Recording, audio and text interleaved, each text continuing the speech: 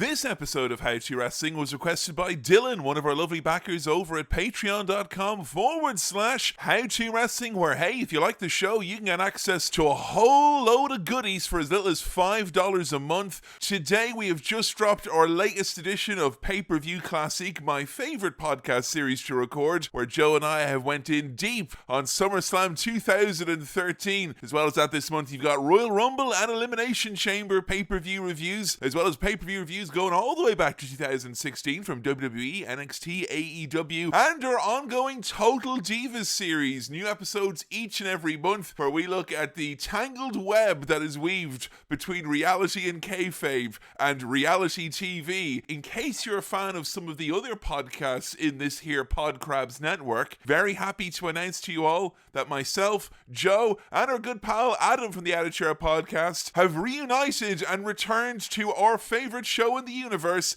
It's Raw. You can now check it out wherever you get your audio on a new feed. Just search It's Raw Podcast. You can follow us on Twitter at It's Raw Podcast. And there's a new episode available to get your ears around. It's the revival of Kitchen Nightmares, so it's a fitting return of It's Raw. If you want to hear myself, Joe, and Adam talk about horrible food, kitchen confessionals, and the big man himself, Gordon Ramsay, head on over to It's Raw and you will have a whole bevy of great episodes. But for now, it's time to settle in, put on our anxiety-reducing sunglasses, and do the Gatling gun position as the pyro goes off for Hollywood megastar, the Animal. It's How to Batista.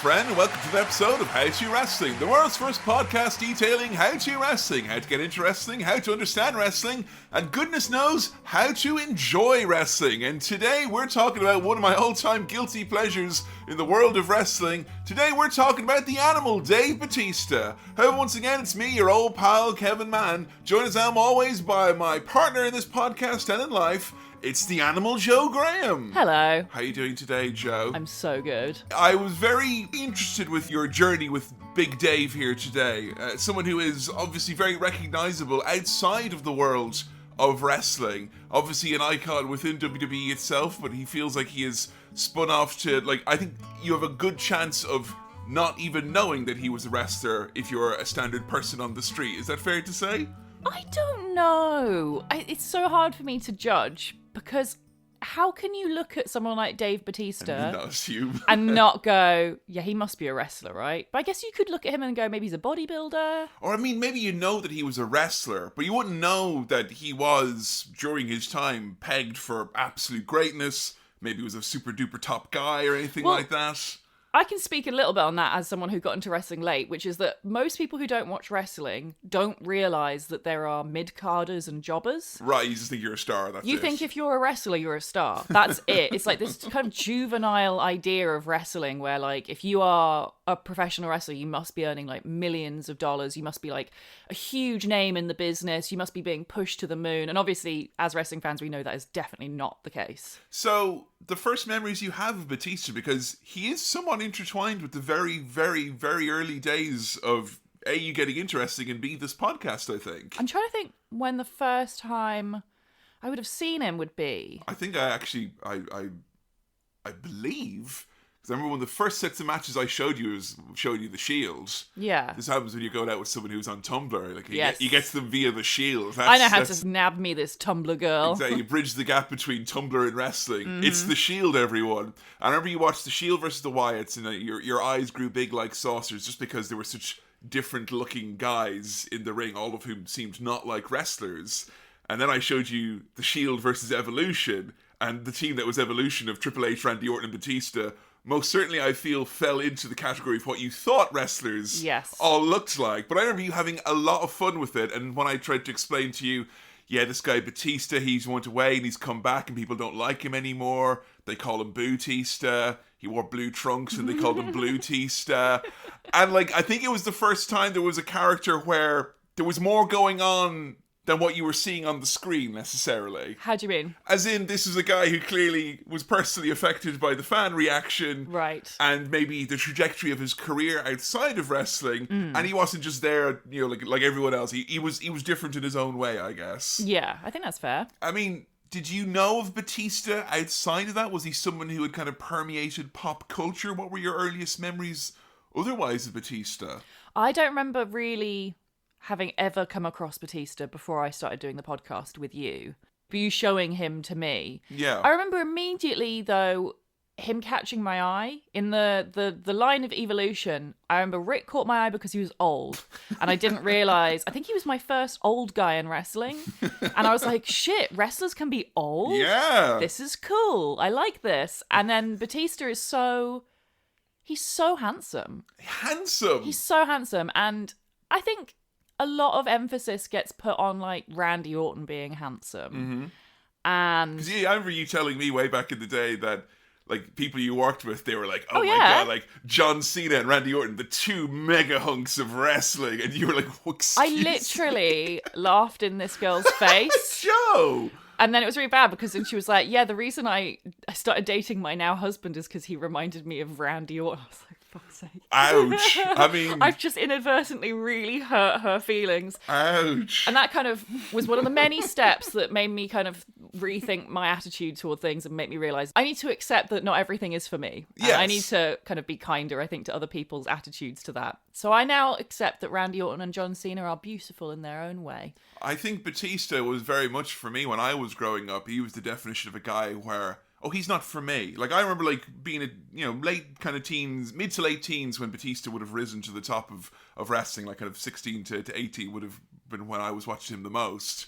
I remember, like, all the time thinking, like, he's not bad or anything like that, but he's not my guy. Like, I wouldn't have identified as a Batista fan because, you know, I wanted to be like kind of Mr. Counterculture wrestling fan and not like the obvious faves, you know. Yeah. This comes from a household where I remember growing up, my brother hated Stone Cold Steve Austin. What? Because he was the top guy. That's so boring. And he was like, oh, is he going to win again? I'm like, he better. But Batista's that guy where I was like, you know, the whole time I was like, yeah, Dave's cool and all that. You know, I'm happy for the little kids who get to enjoy Dave. And I can't think of an episode that we've done ever where I have fallen in love with a wrestler that I was fully aware of all of the ins and outs of his story and all that. Yeah. I've not learned new things about Batista is what I want to say in the research for this. But just visiting everything that I already knew about him and his journey. Oh boy, I'm like the biggest Batista fan in the world now, it feels like. It's like I had this kind of blind nostalgia that I wasn't like... I didn't realize I could be nostalgic for things that at the time I was like, no, I don't care for this actually that much. I think you are right, though, in that he wasn't for you. Yeah. I think he was for the kids. I think he was for the girls and the gay guys as well. Like, he's eye candy. He sure is. And he's very toyetic, is that the word? Yeah, he looks like an action figure come to life. He does, yeah. You know? I think you could easily see with Batista, just from the way he looks, and I wouldn't disagree with anyone who didn't know anything about him go, oh yeah, he's probably a big deal in wrestling. Yeah. Or they go, oh yeah, he'll probably be a big deal in Hollywood. Because look at him. Yeah. And I think that is a big part of Dave's story. Just look at him. Just look at him, yeah. But there's so much more to him than just how he looks. Yeah. I think it's quite fascinating. I don't think there's many surprises with Batista for a lot of folks who followed him. But I think your first assumption of Batista will almost always be wrong, I think. I think that's true, and I think it's going to be the case with any muscle men. It is interesting that you say, like, the whole just look at him, he must be a wrestler thing, because in professional wrestling, a lot of guys are built kind of like Batista. Like, you've got John Cena, who's fucking huge. You've got Brock Lesnar, who's fucking huge. A lot of people who I consider like stereotypical wrestlers, like Triple H as well, like they are absolutely massive. They are bodybuilders, essentially. Being a bodybuilder physique, that's not unique in wrestling. That's if anything, not, it's you could say it's passé. Like... And yet, Batista is still so impressive as a specimen that he manages to stand out among all the other bodies in that body business. Yeah, he's not like a Bobby Lashley or a Ryback or Scott Steiner or any other kind of big muscle dudes we've done episodes of. And yet, like, I couldn't tell you what it was specifically about him that makes him feel kind of unique. I mean, he's got loads of tattoos. But, like, loads of guys have loads of tattoos. That's really not uncommon. I think he's got an intensity about him. He has a look.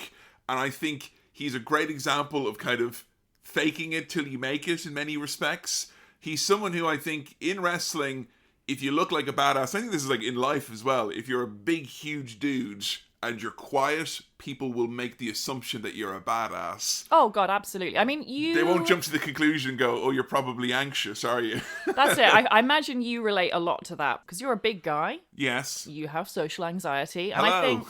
I think a lot of men who are tall or big get wrongly, people judge a book by its cover, and they see a big guy, and I think they assume, oh, he must be very confident because he's big, and I want to be big. It's that meme of the party, and I'm in the back, and my picture is made larger, and the thought is everyone here knows that I'm big. Yeah. But yeah, no, I think certain assumptions get made. I mean, I certainly remember being shocked when like someone kind of, I remember once was like, oh, you're probably kind of like, you're used to kind of getting your way, or kind of assumed kind of a forcefulness of character. And I remember being like, what? Like, what? I'm just a large fucking child, that's, and I think, it's very relatable for Batista in many respects. I will say one thing about Batista that was kind of strange to me was that, yeah, he's a guy he talks openly about his anxiety. I think like, if you type in Batista into Google, like, anxiety is like the first fucking thing that pops up beside it. I don't know if we're blowing any minds here. We'll get into the kind of the hows and the whys of it, that he is an anxious guy or anything like that. But what is interesting and different for me is just kind of like how in tune with it he is. Because like I know I'm an anxious person, and I know I have social anxiety and stuff like that. But I would say that even in haven't been diagnosed or, worked on that. I've been to therapy, I've been on medication in the past and all that. I would say I feel like I'm less in tune with my social anxiety as Batista is, because it feels like he's constantly thinking and or talking about it. Whereas for me, it's kind of situational, Yeah. Every single day I don't wake up and feel anxious or, overwrought every single thing I do. I have those moments, and I have, moods and times where it gets worse. But Batista, I don't say he's fraught with anxiety, but I would say it's one of the core fucking pillars of what makes Dave Batista, is that anxiety. It came out in his wrestling career, in his acting career, who he is as a person, how he kind of defines himself. Yeah. Which I think is like, it's very impressive, because it's not I wouldn't be the first one to jump up and be like, hi, I'm Kevin, I'm anxious. I don't want that to define me, because like I don't get a lot of joy out of being anxious. I'd rather be known for lots of other things. Whereas Batista, I'm not sure if it's kind of like a PR angle to make him seem more relatable because of how he appears on the surface level. But man, that is like, he carries that with him. Yeah. We've seen so many documentaries about Batista, not just from WWE, but from all different walks of entertainment. This man has no less than 5 documentaries on the WWE network. I think that's the most out of any wrestler we've covered. But he's not like the biggest name of No. all time. And I will definitely say, as time goes on, it feels like his legacy in wrestling, I don't want to say it's in question, but there would have been a time like 10 years ago where people would have been like, oh yeah, Mount Rushmore, the top names of this era, he would have been right up there. And I think that people would he'd slip by a little bit now. I think that because he has such success elsewhere, people would kind of almost second guess his legacy in wrestling, It's difficult as well because he came up in a time, or should I say he came up with other names who have stuck around Yes. and who have firmly planted their feet as, I am a big name in wrestling. Yeah. I don't think that's ever been Dave's goal. No, I think John Cena, you'll never divorce wrestling away from him. No. Dwayne "The Rock" Johnson, Yeah. similarly. But I do still believe, like, Batista is, I don't think he's, like, trying to escape his past from wrestling. No. But if you didn't know that he was a wrestler, I don't think his heart would be broken or anything like That's that. it. I feel a lot of wrestlers, they are, like, hyper fixated on wrestling. And their legacy in wrestling. They live, breathe wrestling. That is their life. That's their whole life. They grew up watching it, and that's all they want to be known for, and that's absolutely fine, and it's actually very good to be a wrestler with that type of attitude. Yeah, because, in wrestling, you're going to have an ego if you're a top star, and if you're not thinking about your legacy, it could, wash by you or anything like that. But Dave feels more like a Renaissance man. He feels more like he wants to try a bit of everything and see what he's good at, and I think as well he wants to push himself to learn new things, which I feel a lot of wrestlers are a bit stubborn about, maybe. Yeah, he's definitely someone who got a slow start in many respects. And not just in wrestling, but I think kind of with figuring out what he wanted to do in his life. Where he grew up, I mean, I remember like watching this. This one of the documentaries we followed, which was "I Walk Alone," which came out like '09 or thereabouts. But I remember that was the first time I saw a piece of media as a kid where I was like, "Oh wait, Washington D.C. is like rough." I thought it was like where the White House and Obama lived. I thought it was like the streets were paved with municipal printed gold. Yeah. I thought it was like, you know, a good place to live up. I hadn't watched The Wire yet. I didn't know about how big it is. Yeah, and it's shocking for a WWE PG era documentary how upfront they were about, like there'd be people shot dead in Dave's front yard. And he grew up pretty damn hard. Yeah. So one of the hardest upbringings I think we've come across in this show.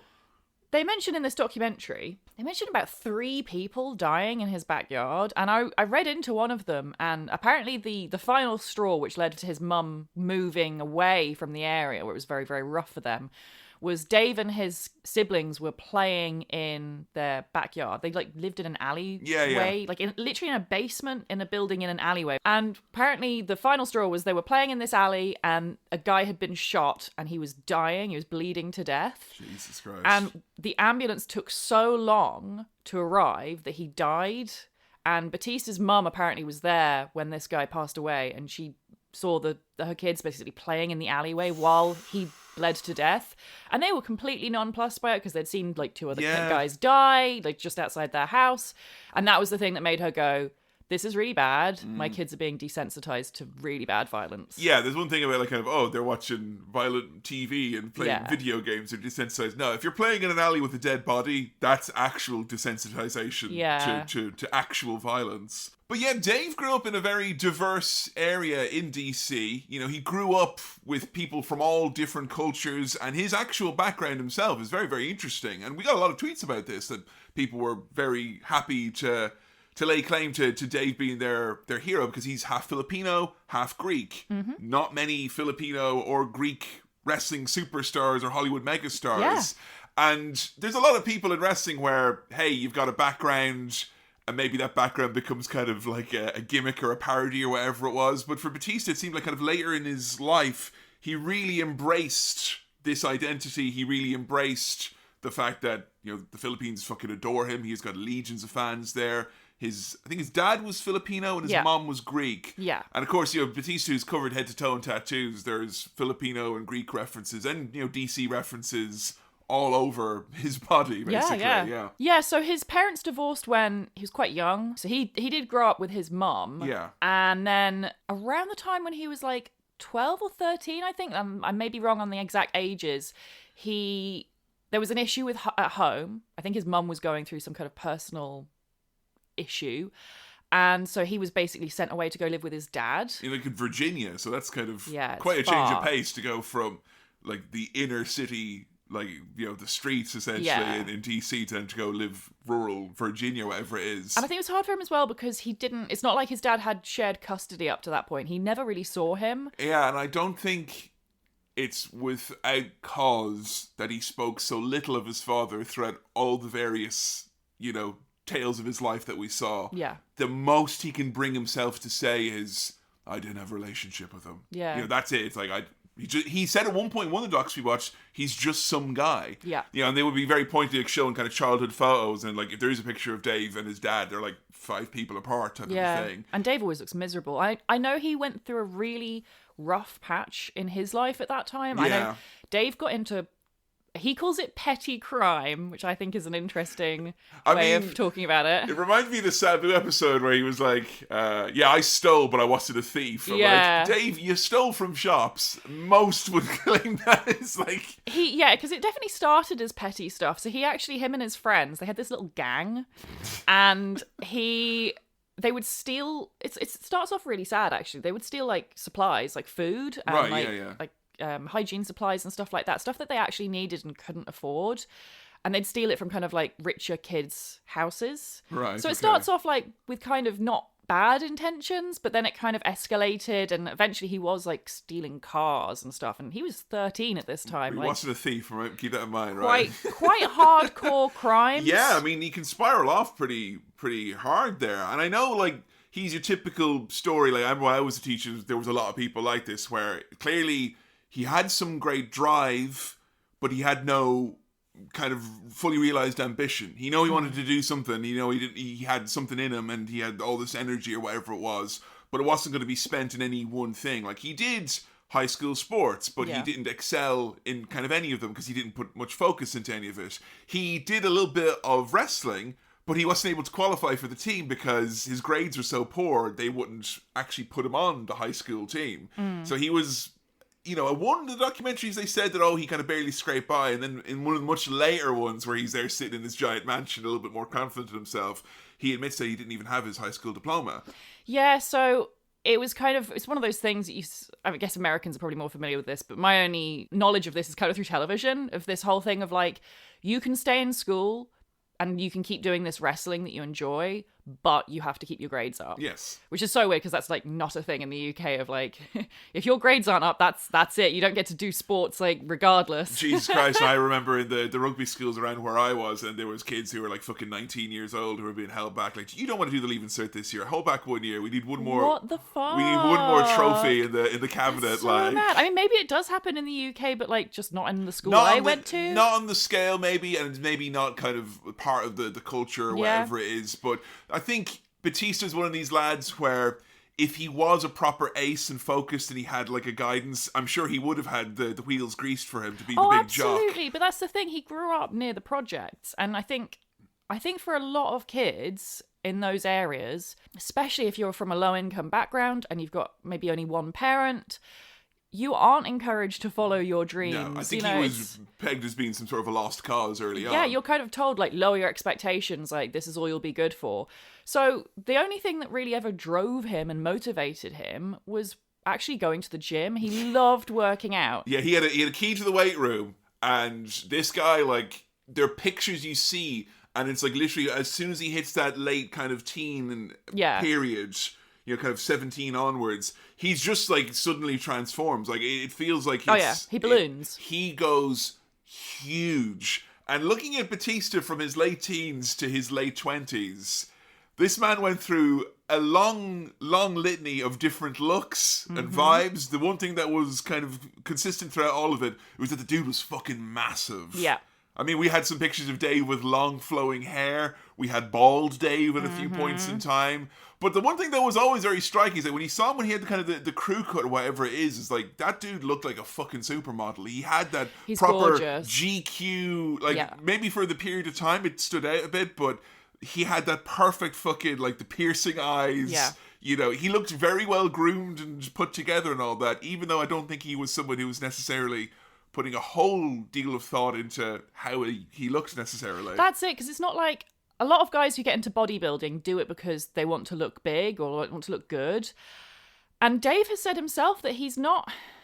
he is motivated by that, but not in the way that a lot of other guys are. Like, he has actually said on the record that he believes... He calls it reverse anorexia, which is kind of an informal name for a very legitimate mental health disorder called muscle dysmorphia. Right, so he wants to pack on mass, get bigger. It's not just a case of he wants to. It's a case of... We'll post some pictures on our Twitter. Dave Batista, age 16...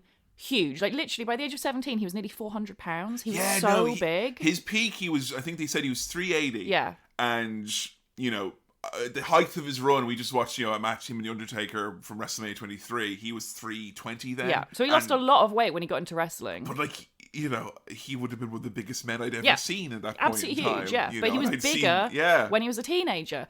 But that's it. It's not like he saw it and was like, great, I need to get bigger. He would look at himself and be like, oh, God, I'm so small. God, I need to work out, man. I look like shit. Like, it's just, it's like it is like anorexia in that you're not seeing a real version of yourself. He does kind of have the healthier side of it, though, which is something we saw in the Bobby episode, which is he uses it as kind of like a therapy. He uses it as a way to work out aggression. That's it. It's not like it's not like he's punishing himself when he works out. He loves working out, and for him, that was like...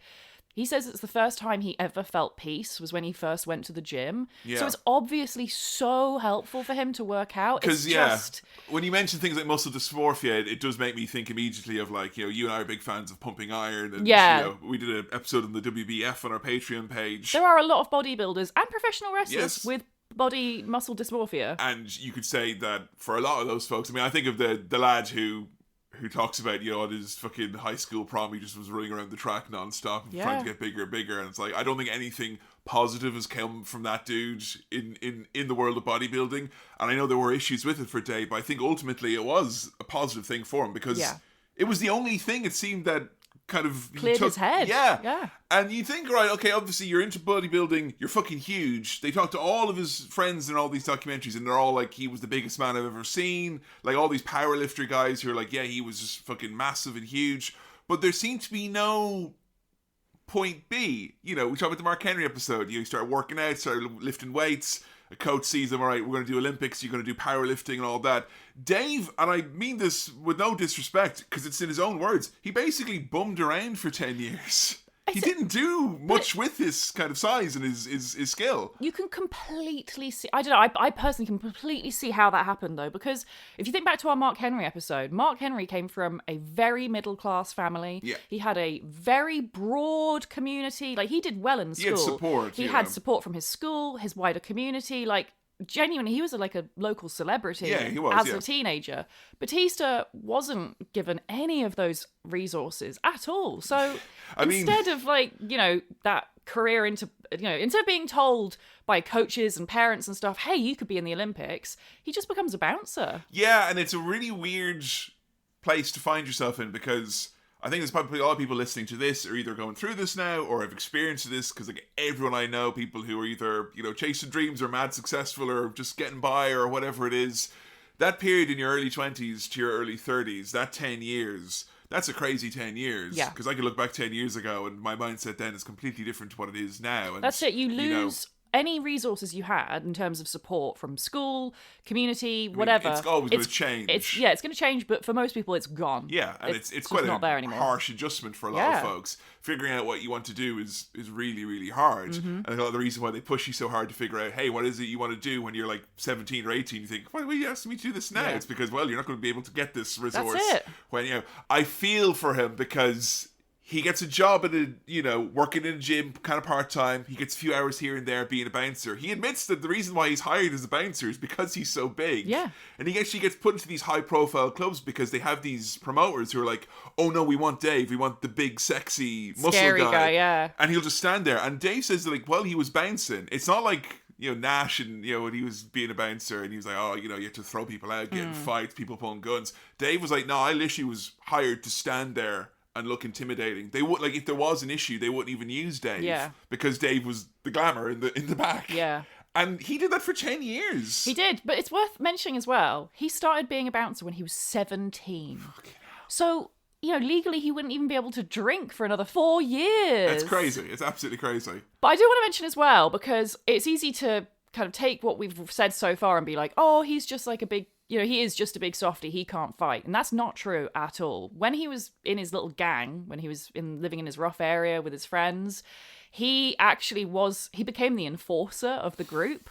You know, when they did their little crime sprees. Lifelong enforcer. He was the muscle. And apparently they would get into fights very often. So it's not like, you know, he was scrapping from quite a young age. Yeah, I feel it's wild that maybe it was the period of time when it was, or maybe whereabouts he was based, but we feel like we're missing the bit here where it's like you're a bouncer, then wrestlers come into the bar and they go, that guy should be a wrestler, and then that's it, you're set for life. No, but that just kind of didn't happen. No, he was just there for 10 years. And he randomly drops as well in this documentary, oh yeah, I had 2 kids as well at this point, you know, and I don't want to try and get into and unweave the whole story about it because I don't think it ultimately has a massive bearing on his career or his legacy.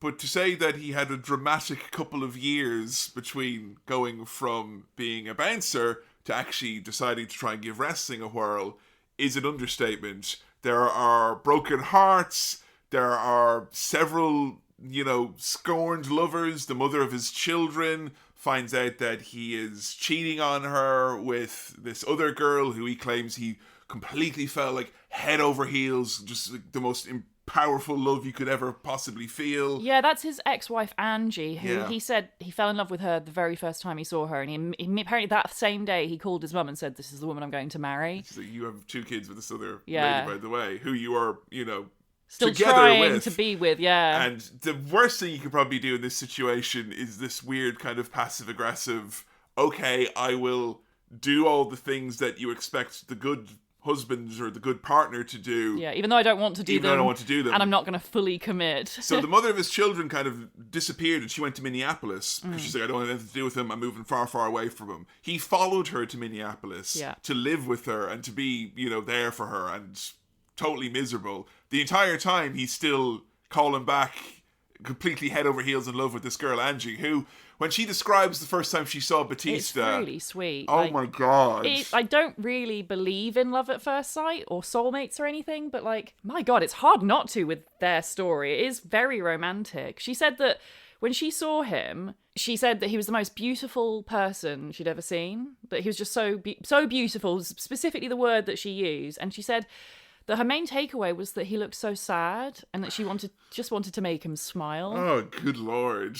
So Minneapolis, for the uninitiated, isn't just where Dave Batista went to do a slightly misguided attempt at playing house and being a good family man, but it's also one of the original hotbeds of professional wrestling. And even though it wasn't the hotbed it would have been in the 80s, he finds himself training in a gym that shares alumni such as the Road Warriors, Rick Rude, Mr. Perfect. He has inadvertently found himself in one of the absolute big wrestling cities of all time. And it's in that gym, where he's working out one day, as he does every single day, it seems, multiple times, he sees a flyer for WCW's Power Plant, who are holding open tryouts for beefcakes. Now, recently before this, Dave hit what he considered to be an all-time low in his life, where he was so short on cash, he had to borrow from a co-worker money to cover his kids' Christmas presents. He said that was such a turning point for him because he was like, what am I doing in my life that I can't even provide a Christmas present for my children? Because he's in his early 30s at this point as well, by the way.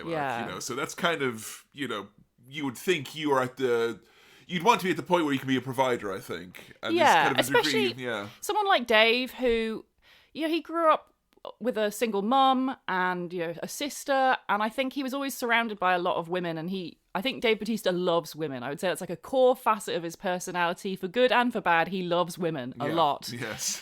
And I think as such I think he always grew up, even as a child, he had that kind of I'm the man of the house, I have to be a protector to everyone around me. Yeah, because his mom did say, she treated him as, and, gave him that kind of, that moniker, hey, you're the man of the house and all that. And he did mention when they were kids that they would always have a Christmas. No matter how poor they were, they would, they'd basically starve for several months, cut every corner possible, if it meant that, there'd be presents at Christmas time, they could have a nice Christmas. Yeah, he describes how, his school uniform would be just shredded. His shoes would have holes in, just all of his stuff was just shit and wrecked, but they could still have, at least something for Christmas. So but it's a very important part for him. I think it's a value he holds dear. So when he couldn't give that to his kids, and I think it helps maybe the age he was at, that he was, as you say, he was turning 30. So I think it was a real eye opener for him. He was like, right, I've got to turn my life around. I've got to be the man I know I can be. And I don't think Dave was lacking for friends and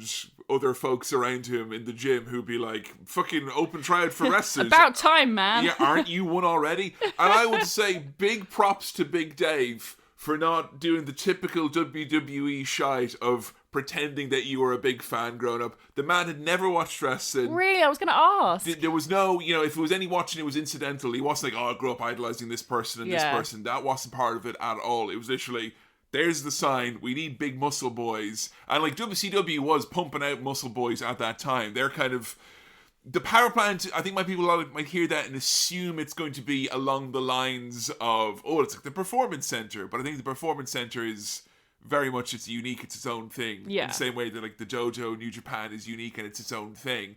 What it was really in WCW's case was kind of like a feeder system where they would just send in big hunks. They would see, and it would be, babes as well. In the Medusa episode, we talked how she spent a lot of her later time in WCW training glamour and fitness models who'd been signed by WCW, just teach them the basics, how they can bump and all that. Yeah. So there's a lot of people who came in through that system. Chuck Palumbo, Sean O'Hare, Goldberg came in that way. Louis Theroux did not successfully come in that way. Yeah. So this is the episode he did about professional wrestling. Yes. He came to the power plant, He didn't did, he? yes. And that's where they hazed him and made him sick and stuff. I mean, there's always the catch-all term that's used when to describe training like this, and the people are like, I'm old school. Yeah. I'm old school, Janice, which Sure. means I'm fucking horrible. Yeah. And the guy who ran this was a dude by the name of Sarge, whose greatest claim to fame was that he played an evil leprechaun in WCW during the dark old days. Oh, jeez, poor guy. And you know, when Batista describes him as like kind of like having like a Napoleon complex, the man's head barely comes over the top rope, but he is jacked to the fucking nines. He is. He's built like... Scary. Yeah, I mean, he honestly reminds me of like early Scott Steiner in terms of his body shape. He's You just cut like... like a foot and a half off of him, maybe. Yeah, I guess, yeah. But, you know, he's obviously not become a big star. He's the trainer. But the more, you know, he's not there to teach you how to lock up or develop your character or step forward with your left foot. It seems like he's there to like beat any, I don't know, like hopes and dreams out of you. It's like, you are going to be a realist. Yeah, imagine, like, if he was Stu Hart, but he took no pleasure from inflicting any of this pain and misery upon people. You know, he's like a Scott Steiner's heel character in WCW mixed with the actual training of Stu Hart. He would just run guys ragged, basically. Yeah, you know? I hear that he destroyed a lot of wrestlers' careers just from like beating the love out of them, basically. So you go into this power plant and your someone's like, I want to be a wrestler. I love wrestling so much. Well, we'll fucking get that out of you ASAP because there's no marks in this business. Yeah. Or if you come in like Batista, like I'm a big fucking stud. Like I'm an athlete. I'm clearly gifted. Well, we're going to make sure that you don't have an ego on you. Yeah. So Batista is literally yelled at, screamed at. This trial camp consists of him running endless drills, doing squats until he gets sick. This is the crazy thing, because like this is Dave Batista, who has always worked out for fun. He loves working out. Like it's a hobby. It's the way I play video games. He goes to the gym, and yet even still at the power plant, they managed to make him work out so much that he was like broken, bruised, and bloody by the end. Has anyone ever made you play Hitman so much that you start getting sick, Joe? No. Has anyone ever made you play Hitman so much you start inexplicably bleeding from your nose and ears? Jesus Christ. And like, you know, the Louis Theroux episode where he does this is like, it's a great example of what they're doing because, you know, they want to show off to him and they show off to him by like running extra hard. And like he gets sick, he fucking falls over and all that, and you kind of think, oh, little Louis Theroux, this little bony jabroni, where's Waldo, so-called journalist brother, and he can't hang in the power plant. But like Batista is driven to the point of like, he claims he's driven to the point of tears here. That's it. And I think as well, I think on one hand, Louis Theroux was kind of made an example of with regards to the hazing and the verbal berating. It's because you're an outsider, yeah, right? Yeah. They had to make a big deal out of it. But I think what actually went on behind closed doors, like what happened off television, I think was probably physically far worse. Yeah, because, like, okay, Batista is, by all accounts, any wrestling pro would see him go, fuck yeah, let's stick him on the card. Like, even if he can't wrestle, we'll put a mask on him and have him cross his arms and stand in the rampway, right?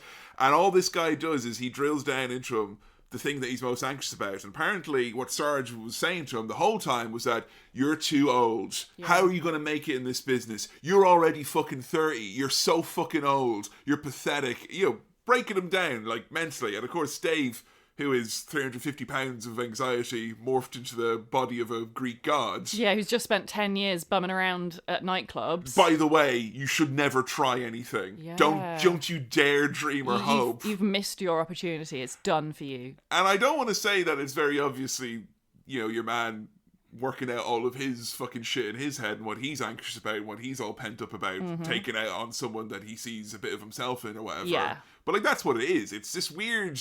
And so much of that hazing in wrestling training is this weird deflection. When you hear about these trainers who are like so tough and so cruel and so mean, who never became stars themselves, I'm like, why do you have to be like that? You hear all these stories of like people who made it and they're like totally fucking chill and calm. Yeah. So why the fuck do you, a nobody, get to like fucking scream bloody murder at someone like Batista, who is by all accounts a star in the making? I genuinely believe that in those situations, the people in question think they are helping, because for some people are motivated by spite. Yeah. Some people absolutely are. If they get told, you know, you're too old, you're too fat, you haven't got the look, you're not talented, they will work 10 times as hard to prove that person wrong.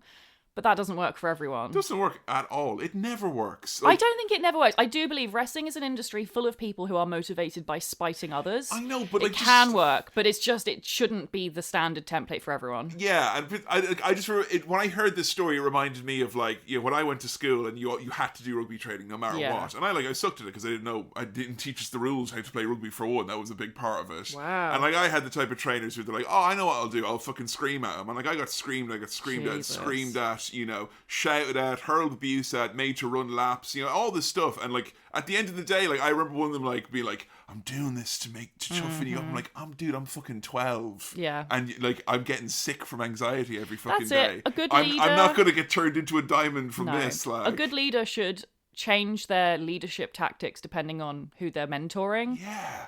I don't know. But that's the thing with Batista. He has that look to him, and I certainly don't have this problem. But like, he has a look to where he intimidates others. Oh yeah, because he's got like through no fault of his own, real. Physically, he is so huge and impressive, but also like he does have resting bitch face. He does. He's very intense vibe about yeah, him, even though he's not actually. He looks like that, he would be a prick, especially because he's so well groomed and handsome and everything, and he's got those very sharp features, like those sharp eyebrows and stuff. He looks like a model. Yes. He does look like a prick. Yeah. And I think it's like funny as well that he gets labeled this whole thing where like, you're too old, you can't make it. I actually found the time from when Batista would have been doing this training, which would have been around the summer of the year 2000 or 2001. And like the world champion in WCW at that point was Diamond Dallas Page, who didn't start wrestling until he was 35. Yeah. And he didn't have no body like Dave Batista. Nope. What a wild fucking, and there could have easily been the end of the story of the wrestling career of Dave Batista. Yeah, absolutely. So he's very fortunate in that someone else decides to pass on his information from the gym to the WWE, and they're like, look, this guy has clearly got something. Makes me wonder who did that. I don't know. Someone who was clearly looking for looking on the eye, like they had scouts everywhere.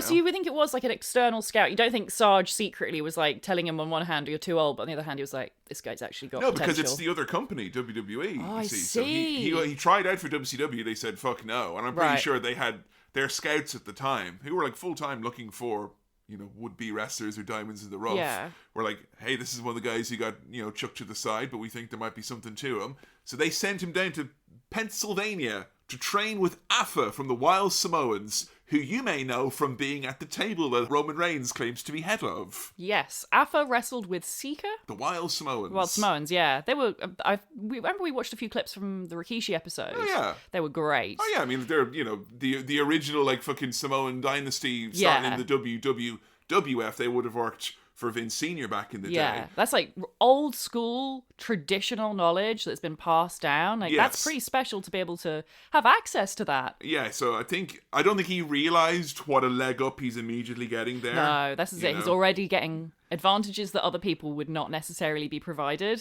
I will say though, oftentimes when you get the kind of advantage and the shortcut and all that, you don't have to spend thousands and thousands of dollars to actually take that. So yeah, you are being recommended to this training camp, but also, by the way, please move to Pennsylvania. Yeah. And also, by the way, as well, you are going to have to pay between $3,000 and $6,000. Jesus. Depending on who you heard from these various documentaries and sources. Wow. Well, at least when he arrived, he was treated really well. Apparently, the first thing Afa ever said to him when he turned up was, "Son, what took you so long?" Isn't that lovely? That would be, oh my God, that would be like so validating. Yeah, I think he's one of those people where it's easy to know kind of retrospectively now when you look at all the people that were trained by the Wild Samoans and stuff like that. But like if you have a trainer who sees something in you immediately and you are not so wound up in your head that you allow yourself to be molded, because I think Batista at this point is a big fucking lump of clay. Oh yeah, absolutely. But to get there, it was very, very difficult. So he is with Angie at this point now. So he has split from his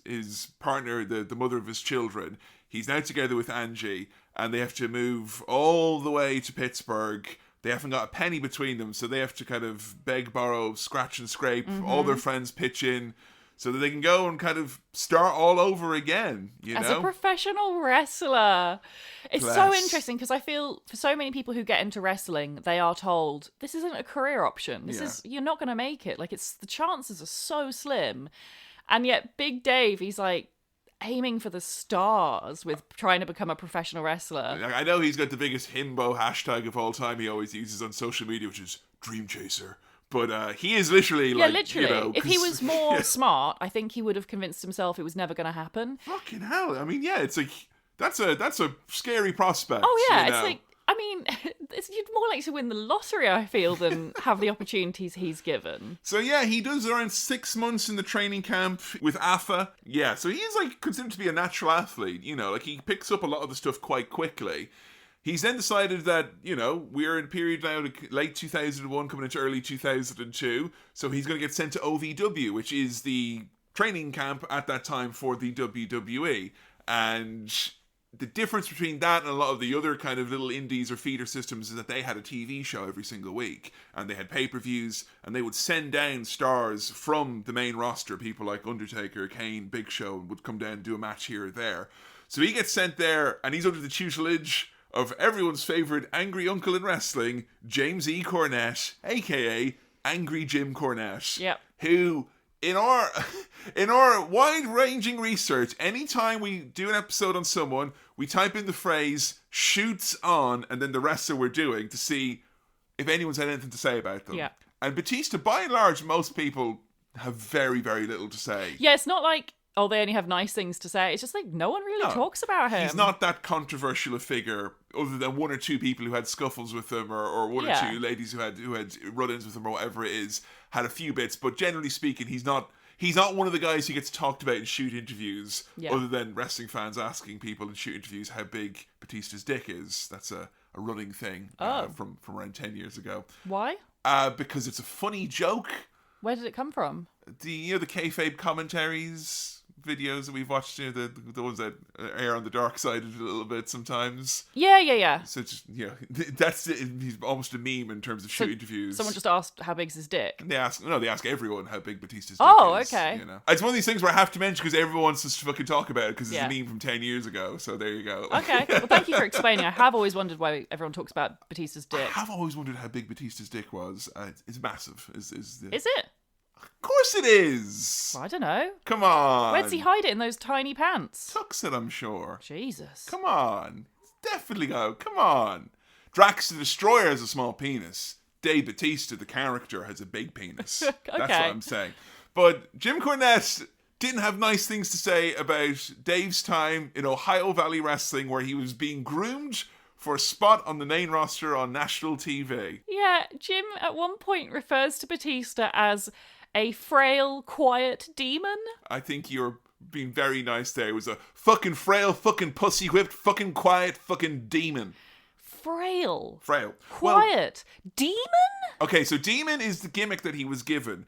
Because Right. everyone needs a gimmick, and OVW back then had no shortage of wacky gimmicks. He was the Leviathan, the beast of the Ohio Valley River. So he was literally a demon that was summoned by an evil valet who was actually Jim Cornette's wife, and she had a satanic gimmick, and she made this monster rise from the Ohio Valley River, which was Batista, and he came out, and he's bald now, he's got fangs, so he's meant to be, he wants him to be this big scary demon. An easy gimmick to give someone where you're not going to have to sell a lot, you are expected to do very little because you'll just smash people pretty much, and you won't have to talk as well, you just go rah, rah, rah. And, Cornette's telling the story about, and he's there in the fucking river, and he's all fucking pissed off, because he thinks he's got fucking leeches on him, and he's all, oh, I'm fucking cold, because I'm in the fucking river at 6 a.m, and he doesn't like that Dave is not the monster that he appears to be, I think. Frail?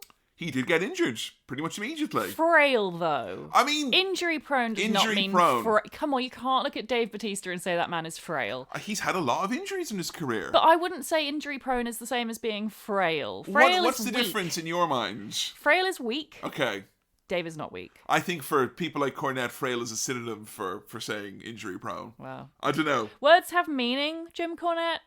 But that's really funny that someone who is on the record as far as it goes and very much well known as being an actual cook, that he refers to someone as being pussy whipped. Yeah. Just, I don't know, people who throw cooks in their glass house usually. Yeah. But yeah, I think Batista, he had the support of Angie. She wanted what was best for him, and he would, ask her opinion on stuff like that. And him being injured actually helped him, because apparently the fact that he was injured early on, he would sit then and he would just watch in these classes. And I think when Batista was being told, do this, do that, now you're going to do this is the thing you need to learn today, he'd get very frazzled. But if he was able to sit in the back, in his hoodie all hunkered down, just with an eye on the action. I think Jim Cornette said that Batista was always cold. Oh! Poor guy. Do you empathise with Big Yeah. Dave? Yeah. Always wrapped up. No wonder he always wears scarves. I mean, I did want to record with these podcasts in a river, but I've been, No. told you'd be too cold, whatever it is. Too noisy. And I'm too frail for it anyway. Yeah. So, yeah, he has a bad time there, basically. Because I think Cornette is in this position where he's in charge of OVW. He's trying to make stars for his TV show, but he knows that anyone who gets to a certain level is going to be scooped up and sent to WWE in the main show there. So there is this kind of like passive-aggressive, I'm helping you, but I'm not really helping you, because what I ultimately want is my show and my product here to be good, and I want the fans in Kentucky to be able to come and see a good show. I don't want to be wasting my time on this guy who's just a big muscle dude who's going to get hired up by WWF and go make millions and millions of dollars. So I can understand the kind of the origin of the bad feelings or whatever it is. But, like, he claims that he learned nothing while he was there. Or, like, he claims that, he was a very bad student and he didn't pick up anything. I think there was some line Batista had, like, kind of a quick, churned out WWE autobiography where he just said, I didn't really learn anything there. And I think that's the real source of the animosity between them. Right, yeah. It's the fact that he told him he didn't learn anything. And that's the worst thing you can tell to someone who is your teacher and hates you, is that you didn't learn anything. Yeah, that is, harsh, but maybe fair. I don't know. What do you think of the Leviathan gimmick, the look? It's awful. I feel like it's almost intentionally bad. I have a theory, I can't remember if I've mentioned this on the podcast before, that in wrestling, they give wrestlers, deliberately shitty gimmicks so that when it comes to them actually being pushed properly, they're not tainted by their earlier iterations of that character. Right, yeah. Because it's like, if he was wrestling in OVW as Dave Batista or as Batista, you would have this point of reference of like him being not very good, and it would be hard then when he went to the main show to kind of like rebrand him, turn the page or whatever it is. Yeah. I almost feel like they deliberately give them these kind of goofy gimmicks, where the Leviathan character, for instance, he doesn't look anything like him. They completely hide away his good looks and stuff. He's wearing weird contact lenses and they got the plastic fangs in. Teeth and yeah, stuff. Like, the fangs, which apparently went away quite quickly because he couldn't do a match with the fangs coming out. Yeah. And he's like, he nearly choked in a match on one of the fangs once.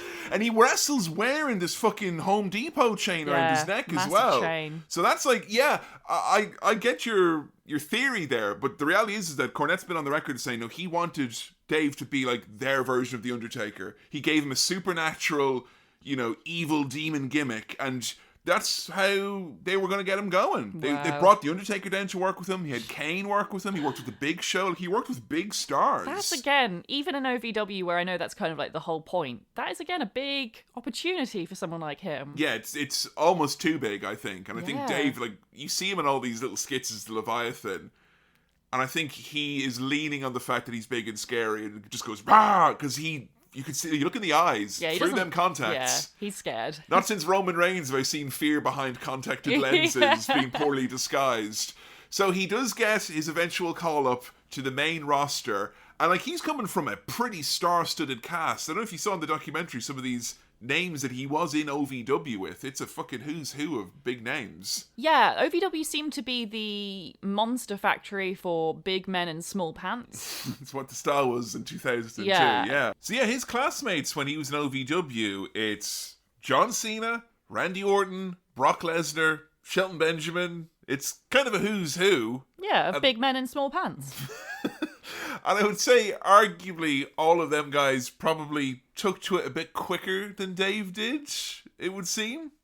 Yeah, I think so. But I think also most of those guys had a lot more opportunities given to them in terms of like early support and access. Like, Randy obviously came from a family of wrestlers. Yes. John Cena, again, came from much more of a middle class background. So he'd have been, if he wanted to become a wrestler at a young age, he'd have been given a bit of help with like the financing of stuff. I think John had much more of an idea of what he was wanting to do, probably, than Dave did.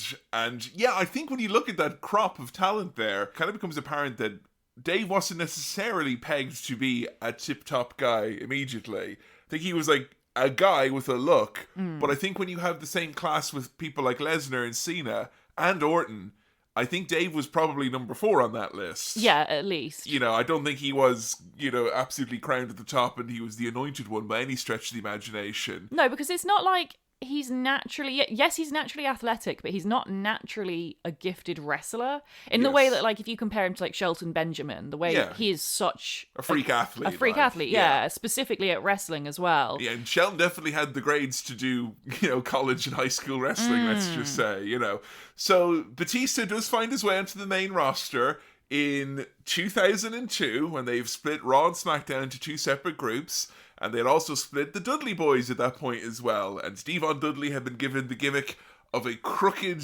evil priest called Reverend Devon, who was always raising money for a building fund that never seemed to go anywhere other than lining his own pockets. That's so funny. It is quite a spicy gimmick for the times, let's just say.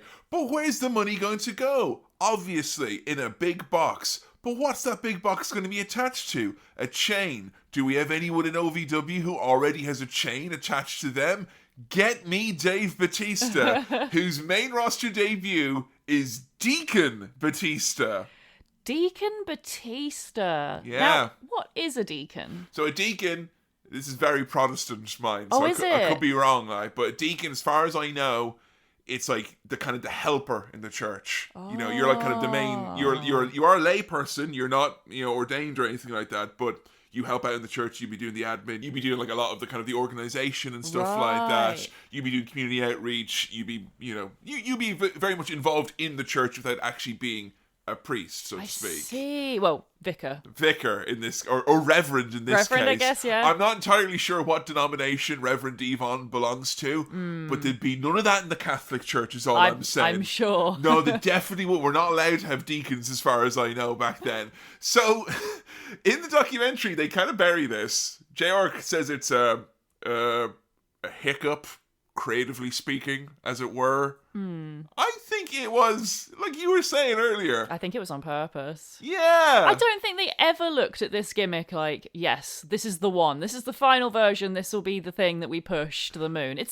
I think it's not hazing, but it's a test. It is. To see, can you eat shit for a bit? Can you be humbled? Can you do the job that we want you to do for the sake of, almost on purpose, something that you as a wrestler don't want to do? And it's probably a test for themselves as a company as well. It's like, do we want this guy? Like, is he actually all that? Because you compare his colleagues there, right?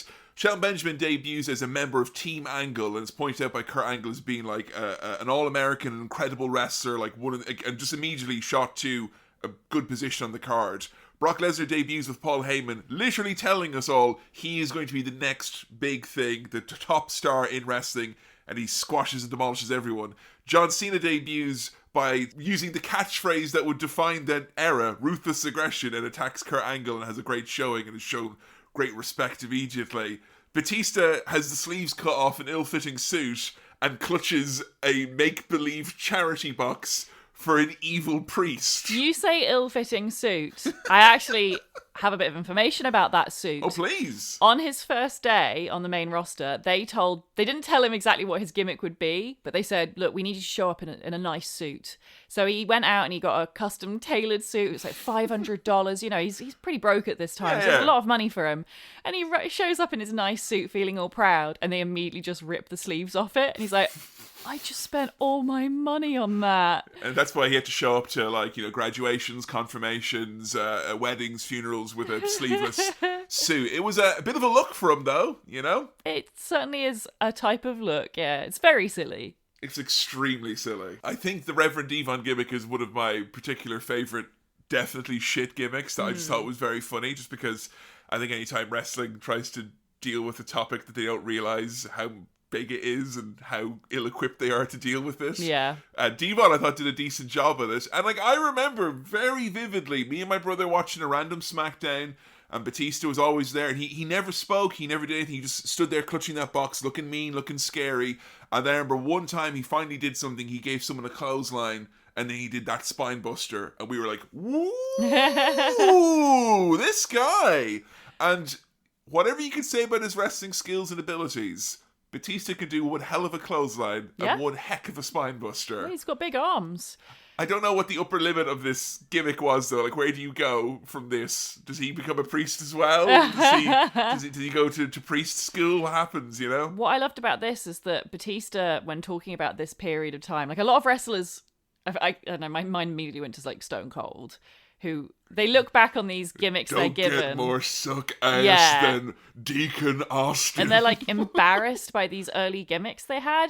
Batista is not like that at all. He says that is exactly where I needed to be.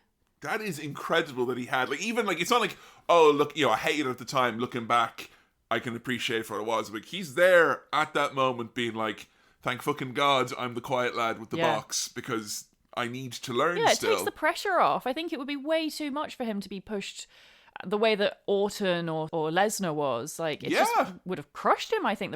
Suddenly the pressure and everything. Yeah, I think Randy, he did, in his very early days, he struggled a little bit because, they introduced him as like, oh, he's the son of a legend, and a legend you're probably not that familiar with. Like, I remember, like, I grew to enjoy Batista a lot quicker in his very early days than I did Orton, because I was like, Orton's got this legacy that means nothing to me. I didn't watch Bob Orton in the 80s, so I don't really care about this young kid. Yeah. Whereas Batista, he looked scary and he looked mean, so that meant something to me as a fan. But, like, I'm amazed at his patience, given that he's at this point now mid-30s, and he has got a time limit on him, I would think. But he's not Russian. He still recognizes he wants to learn and he wants to grow and all that. I just kind of think of any of the other people on that list, if you gave them a really kind of goofy gimmick to start off with, they would have fucking railed against it. And, much to your point about Stone Cold, you're taught as a wrestling fan that if a wrestler's given a shitty gimmick and they're destined for greatness, they're meant to hate it. Yeah. You're meant to, like, rail against it. You're meant to, like, that's not who I'm meant to be. But he doesn't know who he's meant to be at this point in time. Yeah. No one really knows what he's meant to be at this time, I guess. Yeah, I think so. And I think it probably helped as well that he didn't grow up watching wrestling.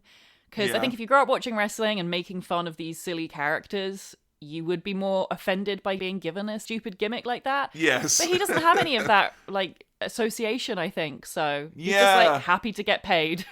So he splits from Devon, like, after a couple of months, and they send him over onto the other brand, Raw, where he gets paired up with Ric Flair, and Ric Flair is going to be his manager, and they play all these hype-up videos, and he's this guy, Dave Batista, a genetic revolution is coming. They show, my favorite thing in wrestling, which is footage of a guy working out in the gym with strobe lighting and him going, blah!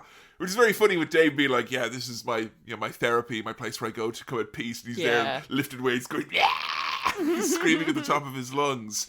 But it's no coincidence that he gets this kind of little mini push here and this kind of reframing and repackaging and getting paired up with Ric Flair, because he gets a new workout buddy around this time. It's your old friend, Hunter Hearst Helmsley. Triple H thinks, yeah, this guy's pretty big. You're a young guy like me, Dave, getting kind of jacked. And this is where a lot of people early on really fell out with the concept of Batista, because he was kind of handpicked by Triple H as a guy that he wanted to have in his circle. It is like literally like Mean Girls. Like, they look over at that new hot girl in school and like, yeah, she's gonna be part of our gang. That's Triple H. On Wednesdays we wear oversized suits with giant lapels and all the buttons are undone. We wear sunglasses indoors as well. That's what we do on Wednesdays.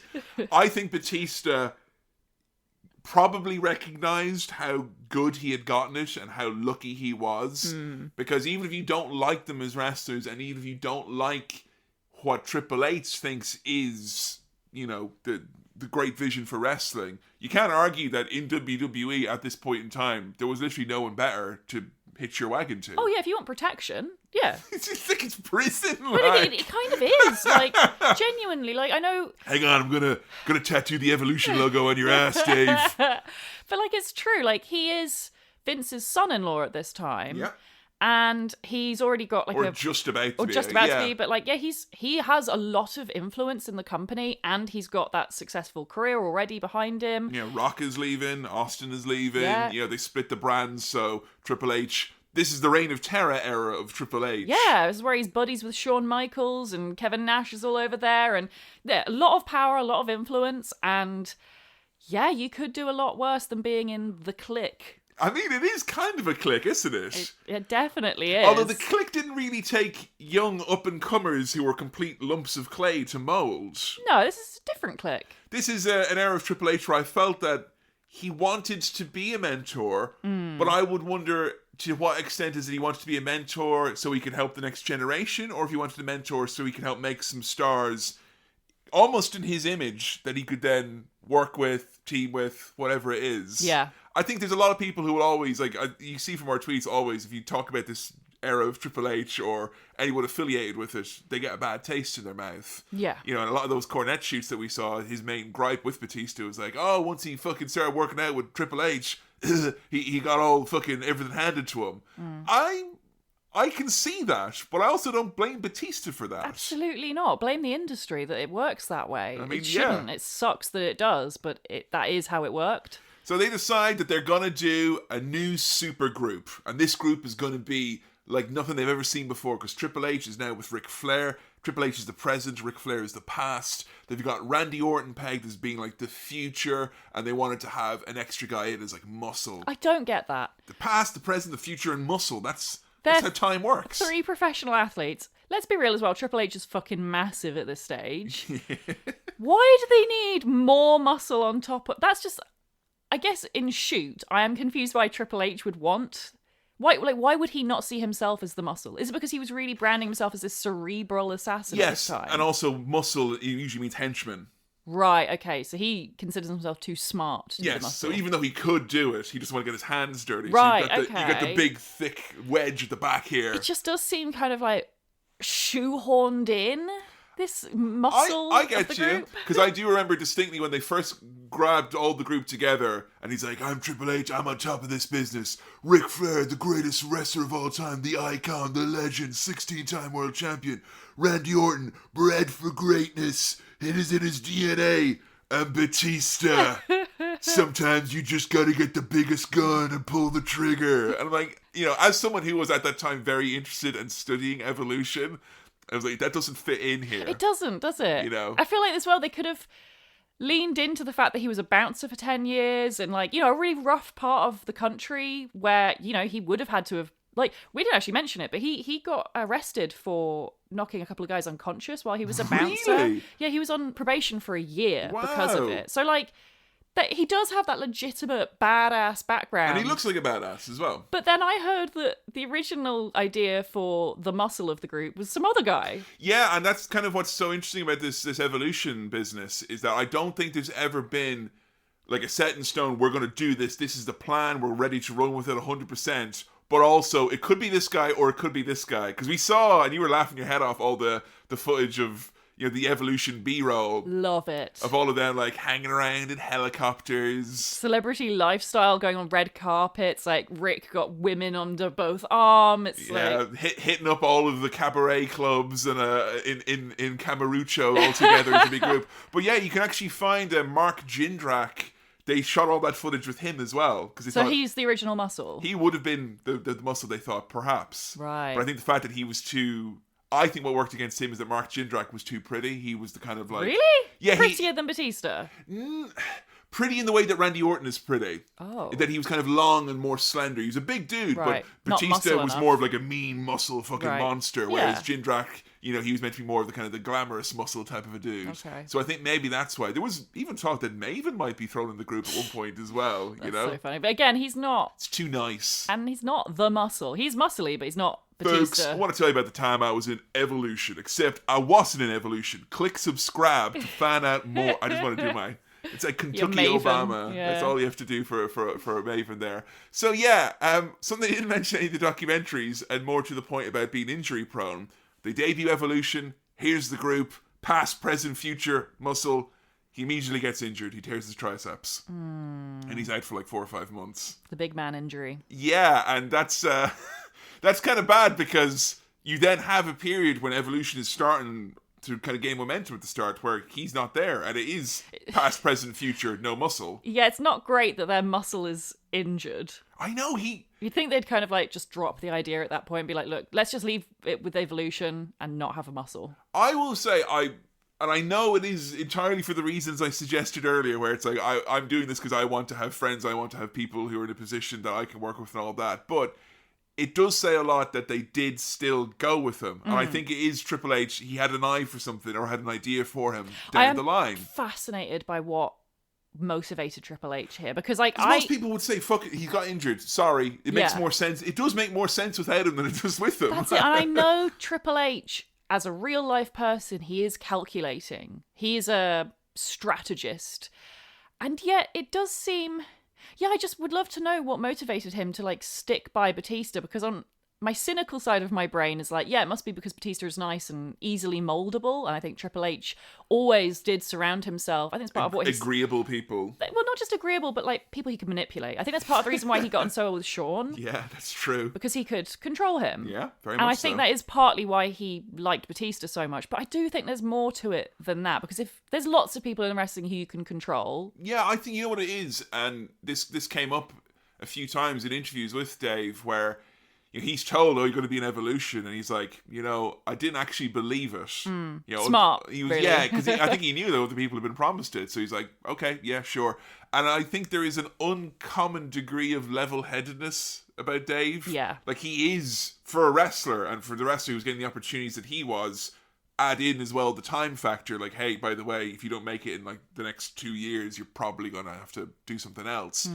So I think the fact that he has all that pressure on him, and he is an anxious guy, but he is still level-headed. Yeah. I think that's something that he never seems to lose. He seems like the more famous he got, the more level-headed he seemed to become. Yeah. Like, how The Rock, like, the more famous he became, like, Dwayne Johnson is such a fucking weird dude now. He's, like, barely human. He's so fucking weird and alien. Same with John Cena. Yeah, these get weirder and weirder. Whereas, like, Batista seems more and more grounded with every zero that comes after his net worth. I'm not sure what that's all about. What I think happens is that when you get either very, very rich or very, very famous, it, like, stunts your growth. I think you kind of, like, stop developing as much. It's kind of like arrested development. Yeah. And I think it stops your progression, but also accelerates the direction in which you were already heading. So I think if you're a weirdo and then you get really famous, you're going to become a massive weirdo. But I think because Dave was normal. I like this theory a lot. This explains a lot of wrestlers. Yeah, because like a lot of wrestlers were always weirdos. Yeah. And I think there's a big thing with Triple H as well, where, if you're going to throw the moniker of frail or injury prone anywhere, I mean, he's had plenty of big injuries in his career. And he was interviewed in one of these docs, and he talked at great length about, like, hey, when you get injured, you just gotta move on. You can be depressed for one day. Day two, it's the first day of the recovery. Get on it. I think the fact that Batista is hit with, like, he's got easily injured in OVW as well. He got injured when he went onto the main roster for his big push. And I think maybe not fucking freaking out and not shitting the bed when that happens. Yeah. That probably shows a demeanor that they probably want to have towards the top of the card or in that group, whatever it is.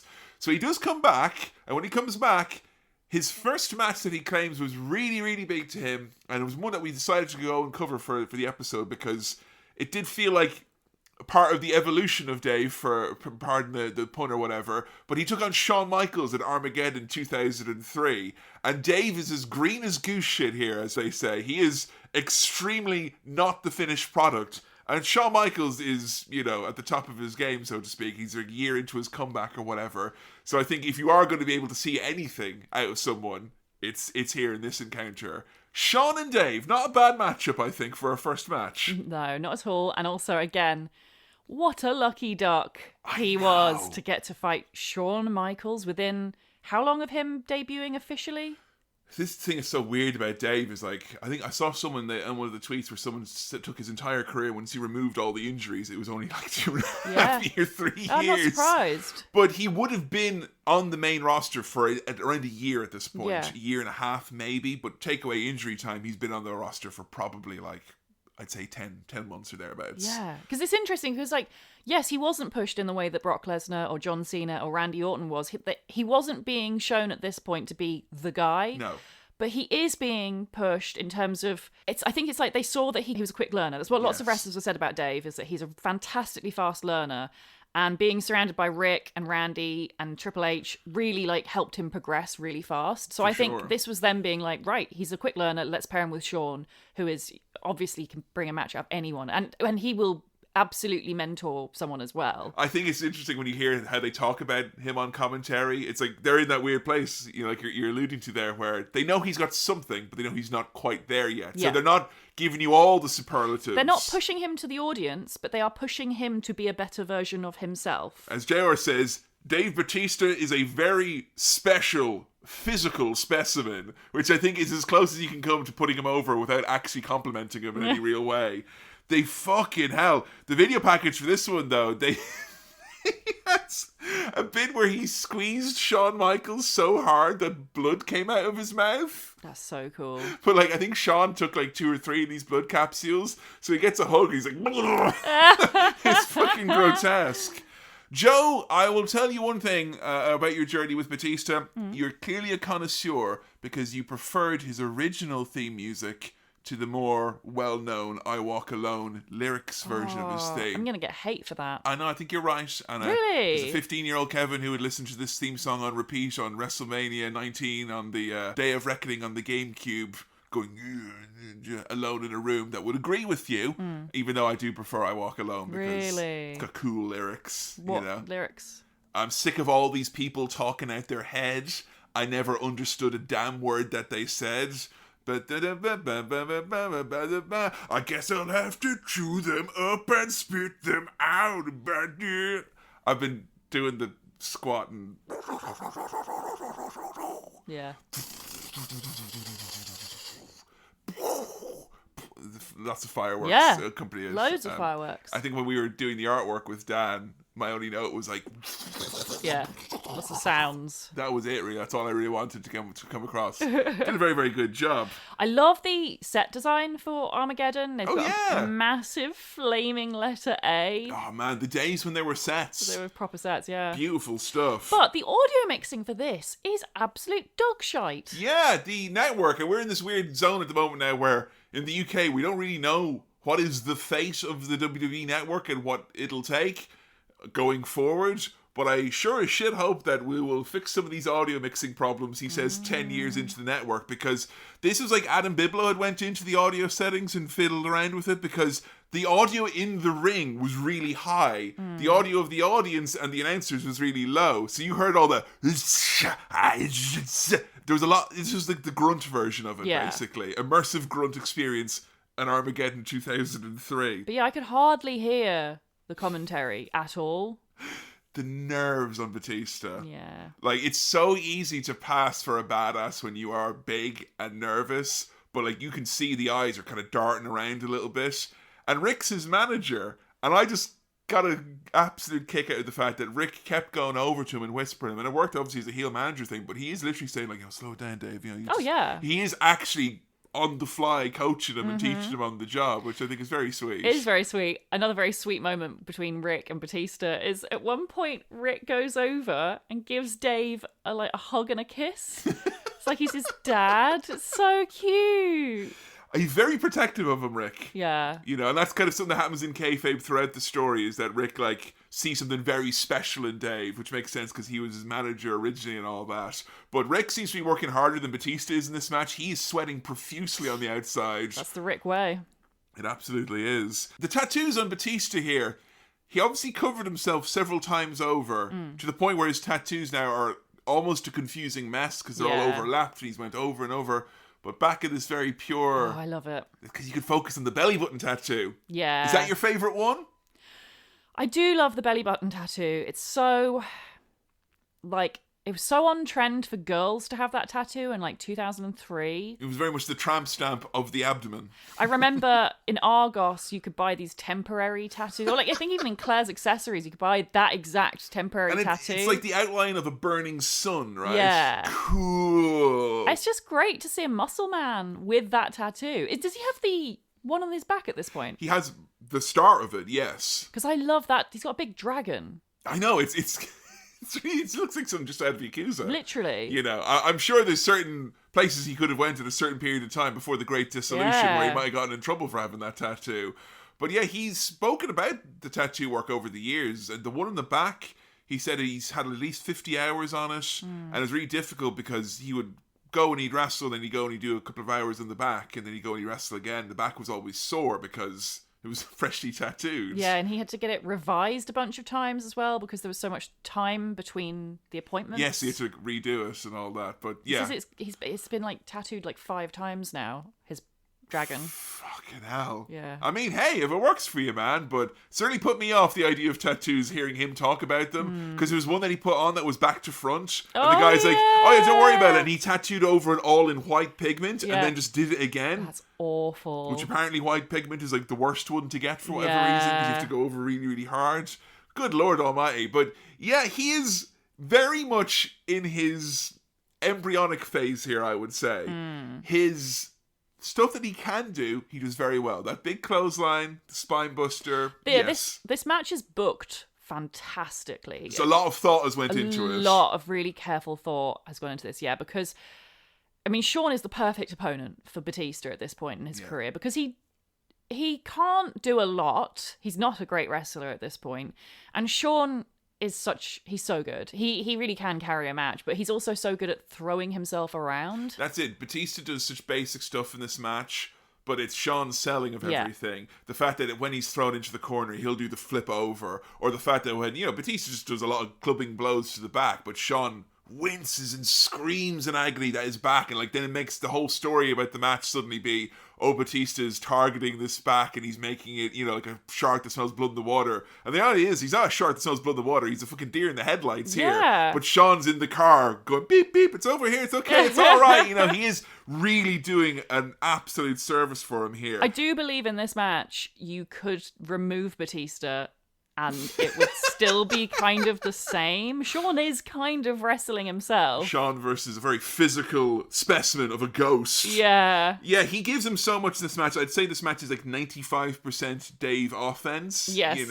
His few moments where he has to sell, that's when you can really see the kind of the lack of time in the ring, or the lack of actual, opponents where he has to do back and forth, whatever it is. Dave has this thing where when he's hit, he just kind of shakes his head like he's in an ad for an aspirin or something like that. I got a little headache. Just a small little one. But, Shawn gets him there, They do a fabulous bit where Shawn goes to give him the sweet chin music, and just as he's about to do it, he gets him in that big spine buster, and he goes back so far they almost fall over, and he slams him right forward. It's absolutely a thing of beauty. He goes to that big power bomb, that beautiful Batista bomb, but they do this beautiful kind of banana peel, the momentum. Dave is so powerful. As he's picking you up, he kind of throws him over his shoulders, and Shawn just gets the sweet chin music, and the picture perfect. We both were just just chef's kiss. That Shawn kicks him, falls over in this heap of exhaustion and pain, but manages to pin him and just get him, and the 1, 2, 3 comes, and Dave sounds like he didn't realize what had even happened. He gets up, because it is. It's blink and you miss it. It's incredible. It's so well done. Shawn is such a good wrestler. On paper, this is one of these things where you're all right, you want to try that, but literally one tiny thing goes wrong, you're both going to look awful. And I do think Shawn Michaels is perhaps the only person who could ever pull something like this off. I know. It's so funny because it's you would think, why don't you do this in every match? It's they save stuff like this for the very special moments. And this is one of these matches that you can just watch it and be oh, okay, yep, fine little encounter there. But when you realize this was actually a very, very carefully planned, this would remind you of the new NXT. This was very meticulously, right, we know what you can do, we're going to work around that. Yeah. I thought this was a very interesting match to watch, not necessarily for the quality, but just for the kind of the construction of it, or how they got Dave over in a big way without him actually winning. That was my takeaway. The match itself, if you didn't have any context and didn't know anything about this, I think it would be fine. It's not a bad match or anything. It's not very noticeable that Shawn is carrying Dave. But I gave it 4 out of 5 stars. Really? Because for me, what I enjoyed about this was seeing this is almost like a case study of how to put someone over. How to put someone over, how to carry someone into a good match, how to really emphasize the positives and just detract from the negatives, I think. Yeah, because I think we've seen in the years since this would have happened, it happens all the time where there's kind of big guys who they try to get over and they want to be very careful in the booking, and it's you have to be careful, but you have to be careful all the time. That's it. It's not just the booking of the storylines and the feuds, it's the actual matches themselves as well have to be so carefully done. I feel like you almost wouldn't get a match like this these days because it would be overproduced. It does. It does feel like there'd almost be a fear of doing something like this. Because the post match is so incredible as well. It's yes, he lost the match, but he lost the match because he was almost too strong for his own good. He's Shawn sells it when he's leaving. He has to literally crawl away. He's been in this fucking war with this guy, and God, the only reason why Sean won this match, you're led to believe from the announcers, is that Dave is just kind of getting started. Yeah. Which makes you immediately think, what's going to happen in a couple of years with this guy when he learns more? And then they go into the next match, which is meant to be like Maven versus Matt Hardy, and both of them come out and they're too scared to get in the ring because Dave is still there pissed off. So they kind of wrestle on the outside, like have a little match out there, and then like Matt throws Maven in. Like the worst thing you could do is throw someone to this angry animal Batista afterwards. So yeah, they gave him so much, everything but a win here. Yeah, which is I think the right choice. I don't think he should have won at this point. He wasn't ready. This was the point where the inevitable comparisons to Wardlow in AEW, and that's a story that we've followed because we review all the AEW pay-per-views over on our Patreon page, and often MJF were like, this is when he was watching, this is when MJF was like fucking 12 or 13, this is his period. And I absolutely know that he wanted Wardlow to be his Batista, you know, and where that worked and where that didn't work, it's very interesting to compare and contrast, you know. They're obviously their own guys and all that, but Wardlow, I don't think was handled as carefully every single moment as Batista seems to have been. Yeah, definitely. You know, so much thought went in there. 4 out of 5, not bad, Dave. Yeah. So Dave finds himself, you know, with Evolution when they're on top as a group. They win all the gold at one point. He's actually tag team champions with Ric Flair later on that night, which he claims is one of his favourite moments in his career, getting to win the belt with Ric. And the idea was originally that the group was just going to be about Randy Orton, and that he was going to be the guy that breaks away from the group. And they do quite quickly. In 2004, they break Randy out of that group, and he turns and he wins the world title. It's a story for the Randy Orton episode, basically. But then Revolution, essentially, they kick Randy out because he gets too big too quickly, and Triple H wants things at a certain level, and Randy's the future, not now. So when he wins the belt, that's it, he's done. And Batista and Rick and Triple H beat the shit out of him, they kick him out of the group. And then the plans kind of pivot to maybe Dave is going to be the big breakout wrestler of this faction. And we watched, someone had uploaded all of the segments, the entire kind of downfall and split as Dave starts to realize that he's kind of a big deal and these guys in Evolution are taking advantage of him. And Triple H, his slow descent into paranoia and worry that this young stud that he's been grooming is about to eat his lunch. This was so much fun to watch. So good. This is, in my mind, peak Triple H. Was this the most fun you've ever had watching Triple H Yes, stuff? Easily. And it was great because it took all the stuff that I hate about Triple H in real life and turned it into a heel character. Yes. So you're supposed to hate him for all the stuff that he's doing. Like, he is a horrible, cowardly, manipulative piece of shit who uses others, just like in real life. Yeah. But here he is doing it as an evil villain, and you're supposed to boo him. It's great. I think with Batista, what is so interesting in terms of him performing, like, you know, all of the time he's being like scary and rah, you know, this big mean bastard. And that's not really who he is in real life. So that's a degree of the performance. But in this whole turn that he has, he's meant to be this kind of cool, soft-spoken, supremely confident guy who knows just how to passive-aggressively dial up the tension on Triple H and make him feel small. But that's not how he originally started in the group, though. Because what I loved about his character's progression is that in the first year or so of him being part of Evolution, he just obeys Triple H, and whatever Triple H says, he's like, yeah, you're right, yeah, no, you're absolutely right. Or he doesn't even say, yeah, he just nods, and yeah. does it. Like, yeah. He just is like, if Triple H says you're not good enough for this, he's just like, right, fair enough, yeah. And I love that he's kind of like this himbo, very humble himbo, yeah, just like he is in real life. And then as he gets more experience, as he gets more of a crowd reaction, as he sees more of the real Triple H, he kind of starts to realize, wait, hang on a second. Maybe I don't need them. Maybe they need me. I think it's so obvious in wrestling to have, hey, there's a faction, there's a guy here, the fans like him, and then he turns, yay, and he beats up the bad guy. They take their time they really with this. Do, yeah. And watching all those segments back to back to back and seeing such a natural turn, because it's not if the fans are suddenly like, hey, we love Batista, woo, like, he is still a baddie, you know, but it's the fact that he starts to gain a little bit more agency, and it's through Triple H's fear of him maybe turning on him. Not that he actually is gonna. That's what I'm saying. It makes it feel like it's the fans' idea that Dave becomes a good guy, not that it's been shoved down your throat. Because I think very much at first Triple H looks at Batista like someone he can control, but then as the story progresses, you see Triple H almost rubbing off on Batista. Batista kind of learns a few of Triple H's kind of tactics in terms of manipulating other people and standing up for himself and stuff, and you start to see all the little like passive-aggressive comments that Triple H uses against Batista. Stop thinking so much. Yeah. Hey, come on, You start to see Batista kind of spin it around and use those same tactics on Triple H. It's really, really well done. It's great because Triple H then is like, wait, is he actually cleverer than I thought he was? No, I'm Triple H. I'm smarter than everyone.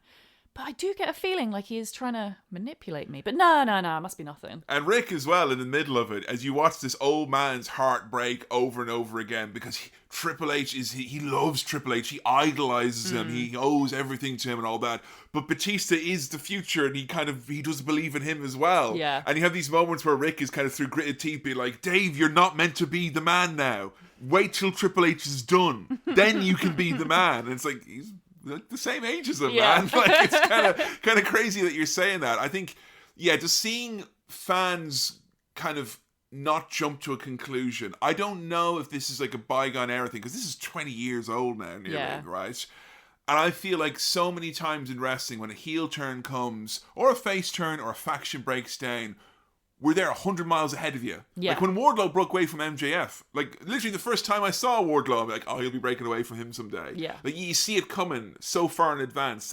They can't tease you. They can't finesse it because everyone is chanting for the thing to happen. I think we're in an era of instant gratification with wrestling. And I feel like you're not going to get in this day and age someone taking a year to tell a story like this, because... like, we can compare it to Roman or whatever it is, but like honestly, like they do these bits and then they keep going on with the main story. It feels like this was a grand plan that took place over several months, and you have things like them screwing up and losing a Survivor Series match, and they start blaming each other, but Batista won't blame Triple H really because he's the leader. Then you have them doing like an elimination chamber. And Triple H is all big enough, being like, we're gonna do it together. I'll watch your back, you watch mine. And you see actually Triple H saw a moment that Batista was gonna lose. He's like, I'm just gonna hang down here for a moment. And, or they have a Royal Rumble match, and it's like Triple H's like, no, you shouldn't be in that. Let's focus on my match instead. And then Dave's like, yeah, but if I win, just think about that. We're hedging our bets because then Evolution, which is the most important thing, right? We'll still be on top. That's it. And he starts to use the language that Triple H uses to manipulate him. He starts to like. It's great. It is great. It's like seeing. I got very much the vibe of like Rick and Triple H are almost like abusive parents. One is obviously worse than the other, but like the inaction of Rick is almost as bad as the manipulative of Triple H. And then when you see Batista start to learn from Triple H all these horrible little tactics, it is almost like, I don't know, like watching a child grow out of like from under their parents' toxicity. Yes, like just seeing someone be free, and that's it. It's like it felt like when the fans got to relish that, it felt like they were like doing it right alongside him, and you were all in on this little joke. Like you and Batista all knew what he was going to do to Triple H, and the last person who realized it was Triple H. He wins the Royal Rumble that year. And not without controversy. That's the Royal Rumble where him and John Cena accidentally went over the top rope at the same time, not planned, and caused now disgraced chairman Vince McMahon to run into the ring and bust both of his quads because he had to do it on the spur of the moment. That makes Batista the best wrestler on Earth because it means he's the person on Earth who's done the most physical harm to Vince McMahon. And for that, he deserves a Nobel Peace Prize, perhaps. Yeah, I think there's a notoriety that he deserves for that, for sure. Because he said that like, he used to have nightmares about this. He'd wake up in the middle of the night thinking about the Royal Rumble finish that they screwed up, It is really bad. Like, it is bad. It's it is so funny, fucking hilarious. That retrospectively, it's like, it's not a bad thing that you did there, Dave, no, it's iconic that he did it. But I cannot imagine, especially as he struggles with anxiety, performance anxiety specifically, like social performance anxiety, in front of a crowd, in front of lots of people.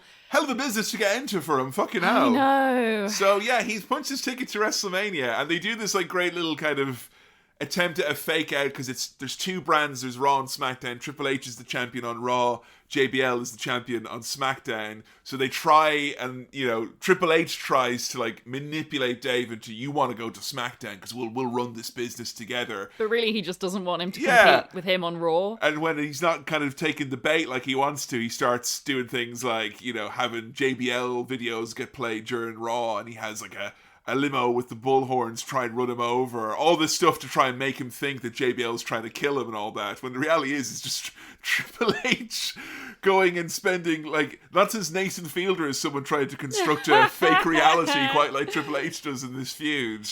The fabulous catharsis when they're in the ring together and he has to make his decision about who he's going to go with. And he decides he's going to go for Triple H after all, but it's with the thumb going down. I love a good zoom in wrestling. Yeah. And the big zoom on Triple H and Ric Flair's big, stupid fucking heads when they realise Dave's coming for them is just priceless. It's so great. Now, we have covered that match, his match at WrestleMania against Triple H. We covered that. We did WrestleMania 21 for Pay-Per-View Classique. And it's kind of an important event because both Dave and John Cena get crowned as champion on that night, kind of the two figureheads of that era moving forward. I will say, and I think you didn't give that match a great rating at the time, I don't think it is their best outing. I only found out from this documentary, he was all fucked up going into that match. Yeah, he was. That back of his was giving him he had like ruptured discs in his vertebrae. He had two L4 and L5. He was messed up really bad. Yeah, and it affected his leg. He was completely numb in his left leg, which, as a wrestler, I cannot imagine how frightening. Especially as well, a wrestler Picking up the fucking... someone who's not been wrestling as long as most wrestlers would have been. You haven't got that extra decade of muscle memory to rely on.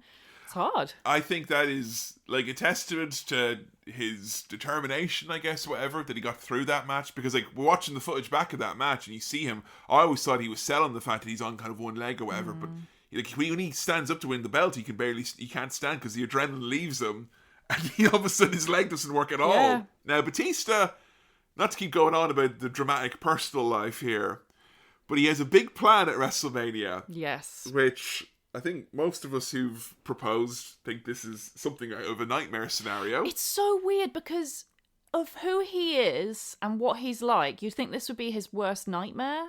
Like, you'd think if someone suggested doing this to him, he'd be like, oh God, please don't.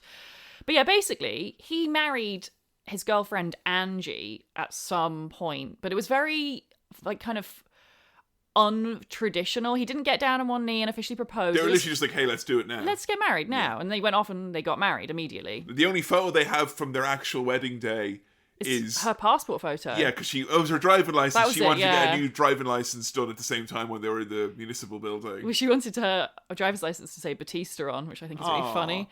But yeah, they didn't there wasn't like a proper wedding by any means. So he used the opportunity of him winning the title to propose to his wife, basically, and give her a proper proposal, a more traditional one, in public. Yeah, but literally he comes backstage, he gets the, yay, big ovation, good job on the main event. Yeah. You were worried because from where the shots were taken and where there was barricades and ropes hanging out backstage, you thought he did it in the ring. I did. Like John Cena. Yeah. Nikki, would you do me the honor of signing and notarizing this series of documentation? Total Divas over on our Patreon page. But yeah, he proposes to her right afterwards. The pictures are great because he's literally wearing his wrestling gear. Yeah. He's proposing with the championship. He's got his little pants on. He's gone down on one knee that he can't feel anything in, by the way.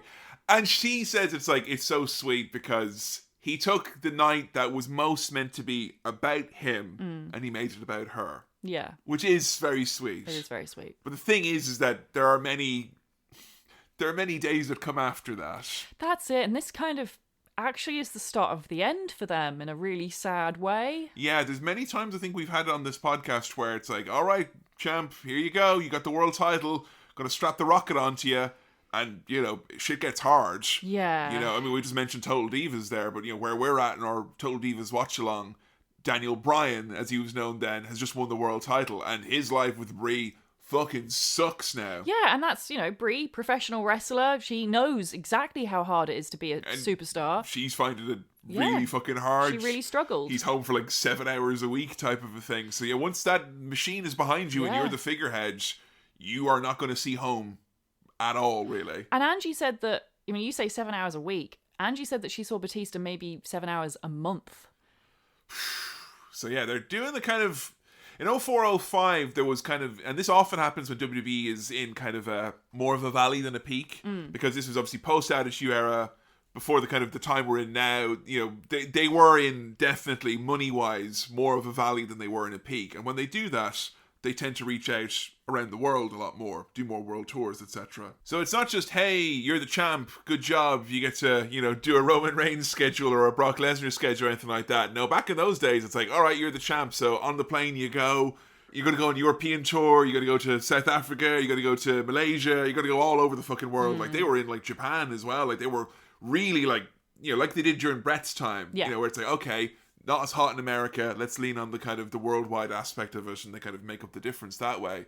So yeah, he was a big star, and he was a new star as well. And he, you know, he looked fucking great doing it, so they wanted to send him all around the world. So big time stress on Batista's shoulders as we head into our next match, which is a rematch for the World's Heavyweight Championship inside a Hell in a Cell at Vengeance 2005, as the Animal Dave Batista takes on his mentor and the man who just wants the gold once again, Triple H, in a match which most consider to be Batista's greatest match that he's ever done.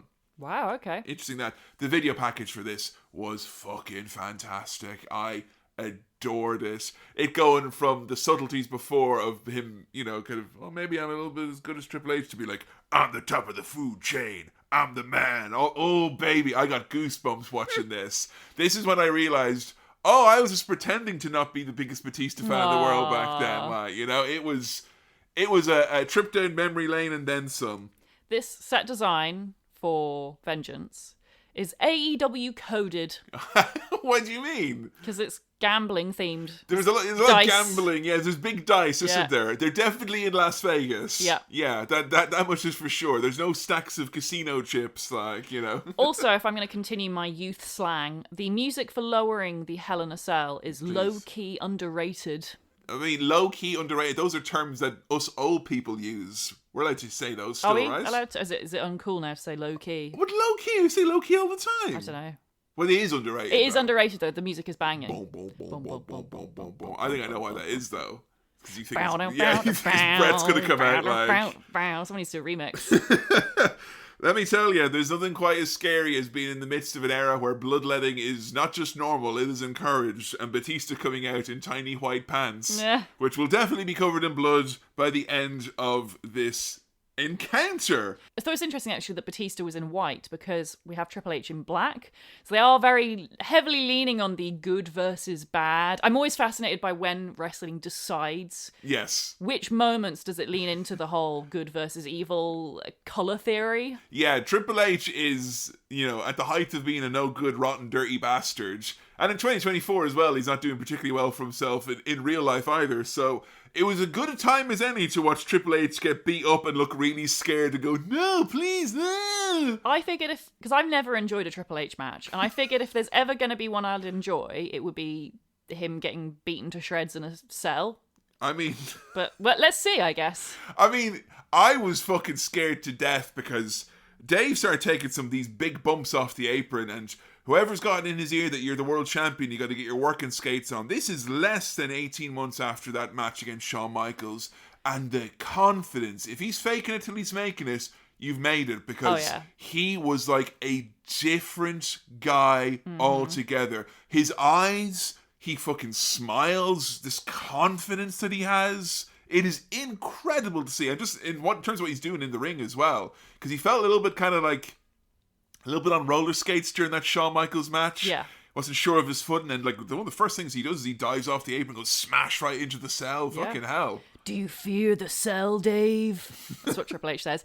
I think for Batista, part of the reason why he suddenly gained so much confidence at this particular time is because he wasn't playing really a version of himself anymore. I think this is when he finally understands, oh, it's a character. It's like a game. I think before...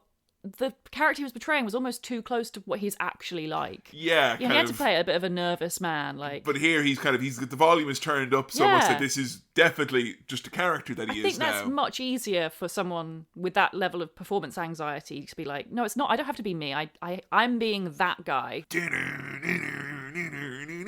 You don't like us?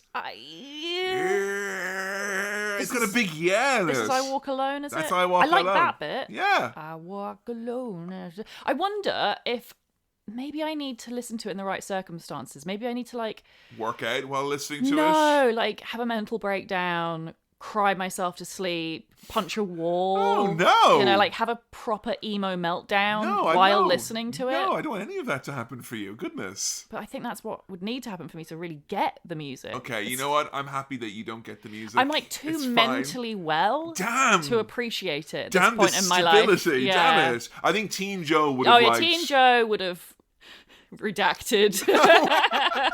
So they get a chain out early doors in this one. There is a lot of gimmickry in this one, and not what I was expecting. I remember like when I was watching this as a kid, this is where I was like, okay, this is gonna be one of these boring Hell in a Cell matches where they're not gonna do anything, and they don't leave the cell or go up on top, but they've got every gimmick ready to go. That big heavy chain they take out, and I know I just got this like weird pride. I don't know why. I have no reason to be proud of him. But when Dave started swinging the chain, he hit it against the stairs with Triple H and made a big noise. Yeah. I was like, good man yourself. Like, I appreciate you making the big noise there.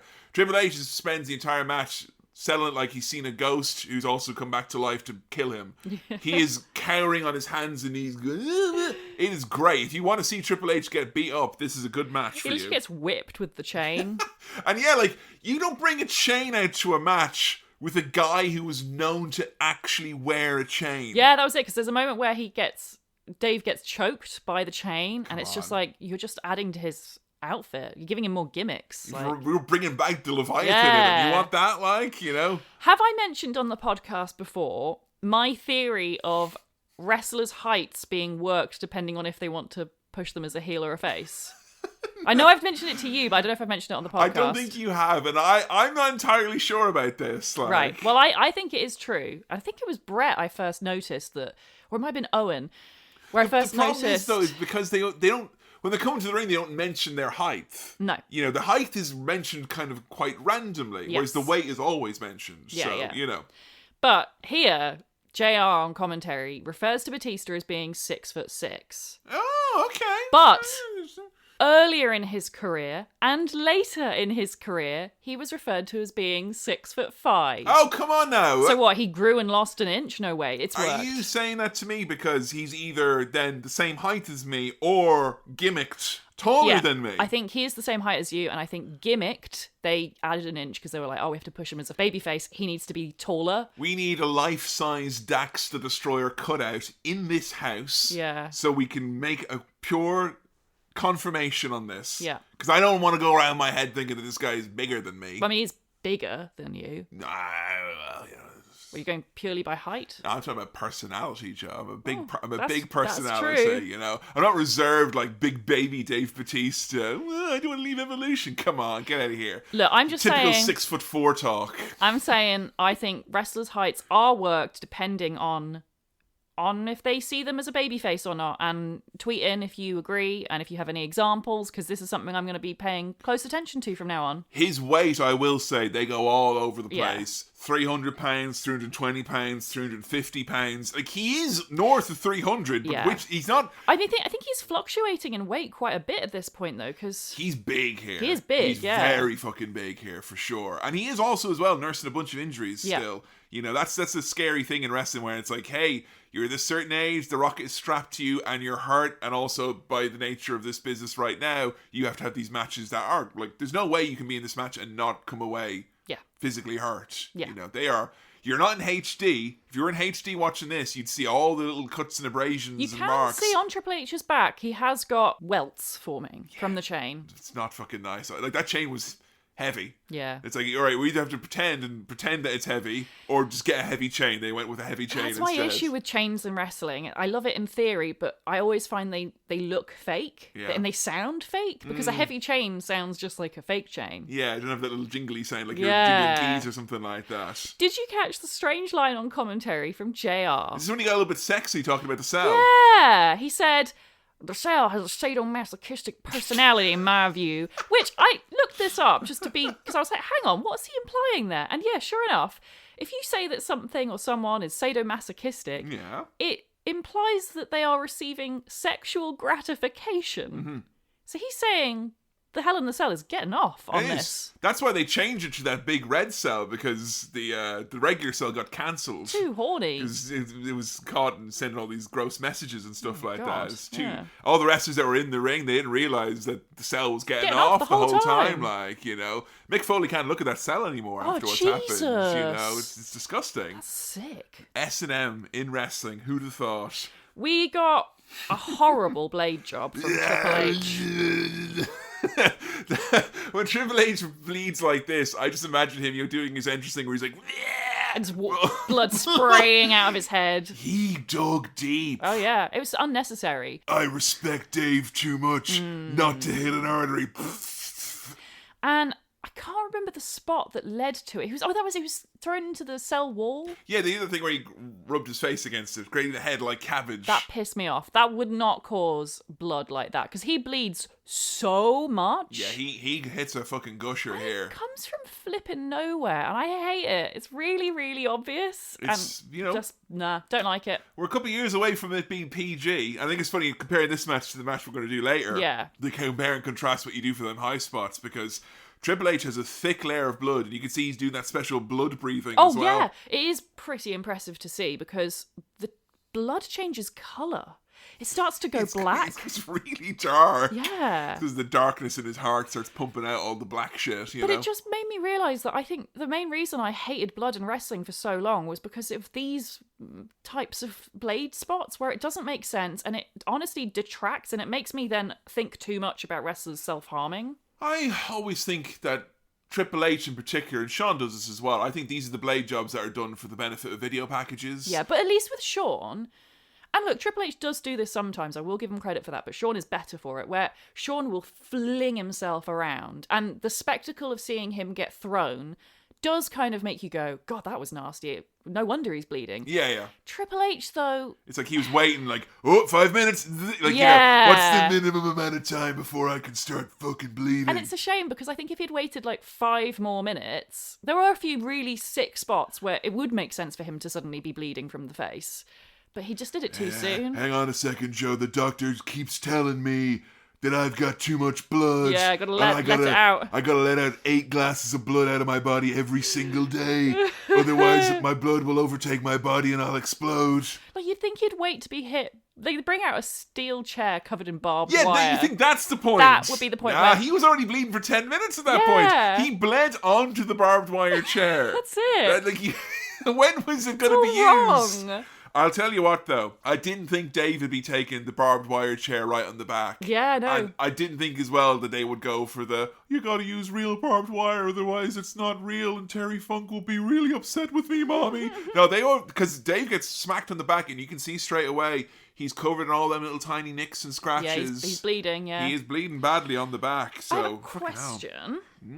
When the steel chair comes out, the ref starts pleading with, I think it's Triple H who brings it out, and he's like, no, don't do it. Even though they make very clear this is a no DQ, anything goes. Why the fuck would the ref care? Why would they even try and stop them from using it? The referee has humanity, Joe.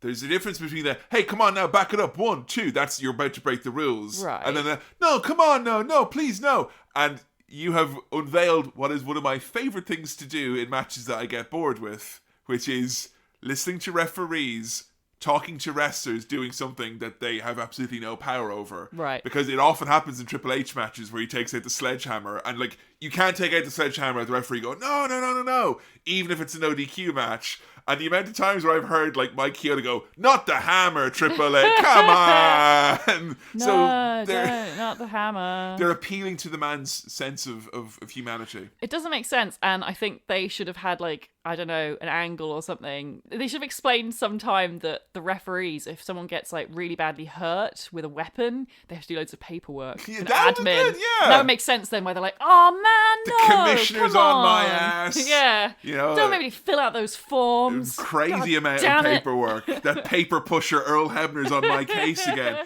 Let me tell you one thing, and this is something that only came after him working with Triple H, but Big Dave's facials, when he starts a comeback and he's cooking, this man has an ability to make his eyes like bug out of his head, and he goes, "Ugh." Like JR keeps saying over and over again, like, he's an animal, he's become an animal. And there's a lot of people who do shit, mean, nasty, rah faces in wrestling, and it takes me out of it. Dave looks like his eyes are literally about to shoot out of his fucking head. Yeah, he gives it his all. I swear to God, Joe, it took every ounce of restraint in my body while this was happening and he was making his comeback not to throw down my notes and go, I had all the pyro set up behind the couch and everything. What? You know, I care about this podcast too much. Okay. And I did like as well that during his comeback, where the big spot was, he was going to slam Triple H onto the chair that's covered in barbed wire. It went right up Triple H's arse. What? The barbed wire went right in his arsehole. What? Really? Yeah, he was, no, Dave. Did he actually sell that? I missed He that. did. He went, My hole. no. And a young Nia Jax looks on and goes, I think I might utilize this at some point. It was great. Dave's blade job. Batista. I mean, it's baby's first blade job, isn't it? I mean, thought it was better than Triple H's because it made sense. it did. It was a little bit because he got cut up with that chair. He had a Yep. little blade job, but he had sweated off within like a minute or two, I think. Nothing wrong with that. Whereas Triple H, his blood lasts forever. The hammer comes out, and Batista avoids Triple H using the hammer, and when he picks up the hammer and he looks at it, even though like we've seen in video packages and all that in the build-up before, he like smashes the hammer, which is really cool. I love that. But when he picks up the hammer and decides to use it himself, it's like when the apes in Tim Burton's Planet of the Apes pick up the gun and they're like, and they learn how to shoot it and all that. Batista would be so funny with a little gun. I think I'd say Batista would be so great in Planet of the Apes. That too. He'd be great. Which ape? Oh, I mean, I think he would definitely be one of the gorilla generals, perhaps. Like, you know. Yeah, I think he could Think pull so, that off. I think yeah. he could be a chimp as well, though. Oh, he's very... he's got good range. Good primate range. Yeah. I always said that about Batista. Oh, man, I feel I've not descended into pure fanboy silliness on this podcast in a long time, but when Triple H goes to the top rope and Batista just holds the hammer up, It's awful. and Triple H lands on it chin first and goes blood out of his mouth. There's a bit that I love and there's a bit that I hate. First of all, the drop, which I forgot. I went through a period. I'm listening back to our old pay-per-view reviews. I used to call this the Sheamus drop, and I'm bringing it back. This is the Sheamus drop. Was that when you jump off the top rope and you're literally like, I'm going to land on my feet. Look Yeah. out, everyone. Like Whee! a small jump, yeah. Falling like Very a safe. stone off a bridge. Yeah, exactly. And he does that onto the sledgehammer, and yeah, I hated that bit, but I think we need more blood capsules in wrestling because the fact that Triple H coughs up blood is so funny. It hits him right under the chin and he goes, bleh. It's honestly the only It's great. time I've seen a sledgehammer shot that I didn't laugh at, you know, for it being so shite. It's so cool. And We Triple should, H we is should do like, that all the fucking time. No, when you're holding up, you should put your hand on top as well. Then I hit your hand and it's really sore. And I go, bleh. I just love the fact that because I always thought that blading was just like, yeah, if you see blood in wrestling, that blood is real. But now it's like, now I don't know when I'm being worked and when it's shoot. Like, and I Yeah. love that. I love not knowing. I tell you what is really smart recently is they've used Nakamura and the fact that he does the red mist. Oh, yeah. You know, and Shinsuke, of course, we're big fans of. We did an episode of him very, very early days of this podcast, but they've used a lot of times now him using the red mist on Cody so Cody can do the big comeback and he's covered in all this red liquid. It's like he gets to, in his mind, Yeah. do the big fiery comeback where he's done a Covered big in blade blood. job, but it's just, you know, food coloring or whatever it is. But yeah, more blood capsules in wrestling for sure. The stairs get thrown at Triple H. Then the corner stairs get thrown at Triple H. This is great. He kicks out of Triple H's pedigree, which is fantastic. And then He goes for the spinebuster onto the stairs, and as he's picking Triple H up for the Batista bomb, Triple H picks up the hammer, but he's too weak. He just has the hammer, and he's like, "Ugh," and he gets fucking smashed. Batista wins. I walk alone. Oh my god, I forgot how much I love this match. But I realize this match contains a lot of things that you're less fond of. A, I don't think you like Hell in the Cells that greatly. No. B, wanton bloodletting. And C, Triple H. So there's a dirty trio working against you here in this one. So I'm not anticipating a great score. Well, I'm glad for that at least, so I don't have to like depress you out of nowhere. I had numerous issues with this match. One of my issues was the match was too long, which is always the way with Triple H. As soon as I knew we were doing a Triple H match, I was like, great, it's going to be flipping 45 minutes. If you want to know why we're doing 3 matches as opposed to 4, it's because we did this match. Yeah. And my other issue, which again seems to be a thing with Triple H matches, I don't know if this is fair or not, but a lot of the matches of his I've seen, they're all punches and kicks. And then, like, randomly there'll be, like, a hardcore move with, like, a weapon or something. And then there'll be blood out of nowhere. Yeah, okay. Without the nostalgia glasses on there, I will definitely give you this. No more so is the absolute breakneck speed at which wrestling quality and expectations has advanced in the last 20 years than going back and watching a main event match with Triple H from, 2004, 2005. But that's it, because the standard now is astronomical compared to then. The standard before then was astronomical as well. Fuck, only recently you were watching matches between, Tajiri and Lance Storm, amazing matches, some really great not wrestling. Main event matches with blood. I'm sure there are, you've got Kurt Angle doing, I'm sure, a match against Shawn Michaels or Kurt Angle and Shawn Michaels was yeah. from that WrestleMania, that you were a big fan of, so, yeah. Wrestling was great. Wrestling then became great, but there's this period here where Triple H is head honcho, and it just isn't my thing. And I think my issue with it, I don't even mind punches and kicks because I love that Texan style. We did the JBL episode. You like a good brawl, yeah? I do love a good brawl. My whole thing why I like wrestling is I like not knowing what's real and what's fake. And with these types of matches, the punches and the kicks look shit. They're really soft and weak looking. They look worked. And then you get these random, actually dangerous moves with weapons where, people are getting I don't think there were unprotected chair shots in this match, but no, but there was at this time. There were nasty spots which could have gone wrong. Yeah, I think there was a lot of them taking liberties with their own bodies. Yeah, and I think there is a theory at that point which is you don't care about the other moves and the other bits because the fans are only going to talk about the thing with the stairs, spot, the thing with the hammer, the thing with the barbed wire chair, the thing with the cell. Which that's not aged well. I don't think that mentality. I've just accepted that that's not my speed at all. Yeah. I much prefer a brawl where the punches seem real and there are no weapons. I don't care about that side of things unless it's like a Mick Foley, Cactus Jack type of hardcore match where you're leaning into it. It just takes me out otherwise. So, but were you impressed that Dave could hang in this type of a no DQ crazy gimmick brawl? Because that's definitely different from what he was doing beforehand. He's a lot more straight laced. He wouldn't have been a lad I would have thought gimmick matches were his forte. But why?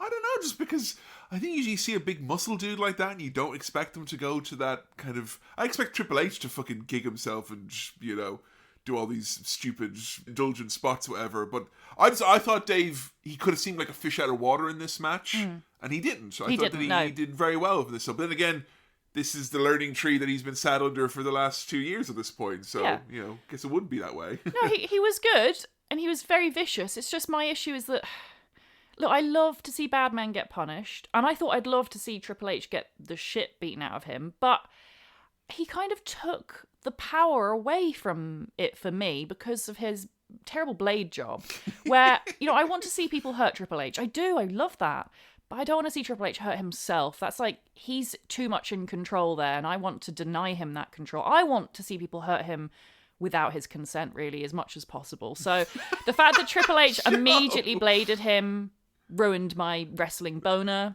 metaphorically. I think you could give it 5 more minutes, and the amount of blood that you had towards the end of the match, obviously the visual of his wraps on his hands literally frayed away and covered and all the blood had all dried and all that. There's a great shot of just his hand on the hammer at the end. Some good visuals. It was very, very good, but the visuals shouldn't outbalance the match though, should they? No, really? You shouldn't ever have right, that picture is better than the match. You don't really need to see the match. The picture is really cool. I do feel, when I talk about them doing this for the benefit of video packages and stuff like that, I do think they're always more concerned, and Triple H was head honcho of this, of creating matches that have memories that you will recall, but they don't necessarily want you to think back and watch the whole match. That's it. You want to think the war that Triple H and Batista had. Do they want you to go back and actually watch Triple H versus Batista and really think, probably not, but we want to see a video package where you see Triple H all bloody in the cell and doing all the cool stuff.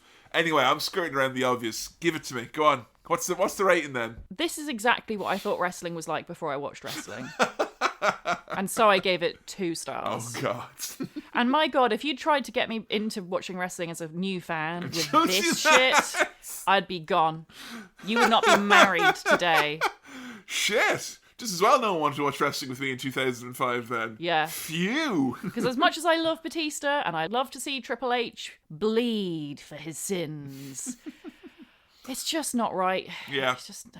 Bit on the gratuitous side for you, I think. Or, like, not even gratuitous enough. It's just the timing of that blade job. If he, like, it's the bit where he rubs the barbed wire chair in Triple H's face would have been so satisfying if that's when he started bleeding. He was already bleeding. He was already bleeding. Yeah. It's already like, oh, he's already in control, isn't he? It's worked. Wrestling's fake now. I'm not going to watch it anymore. My brother was right.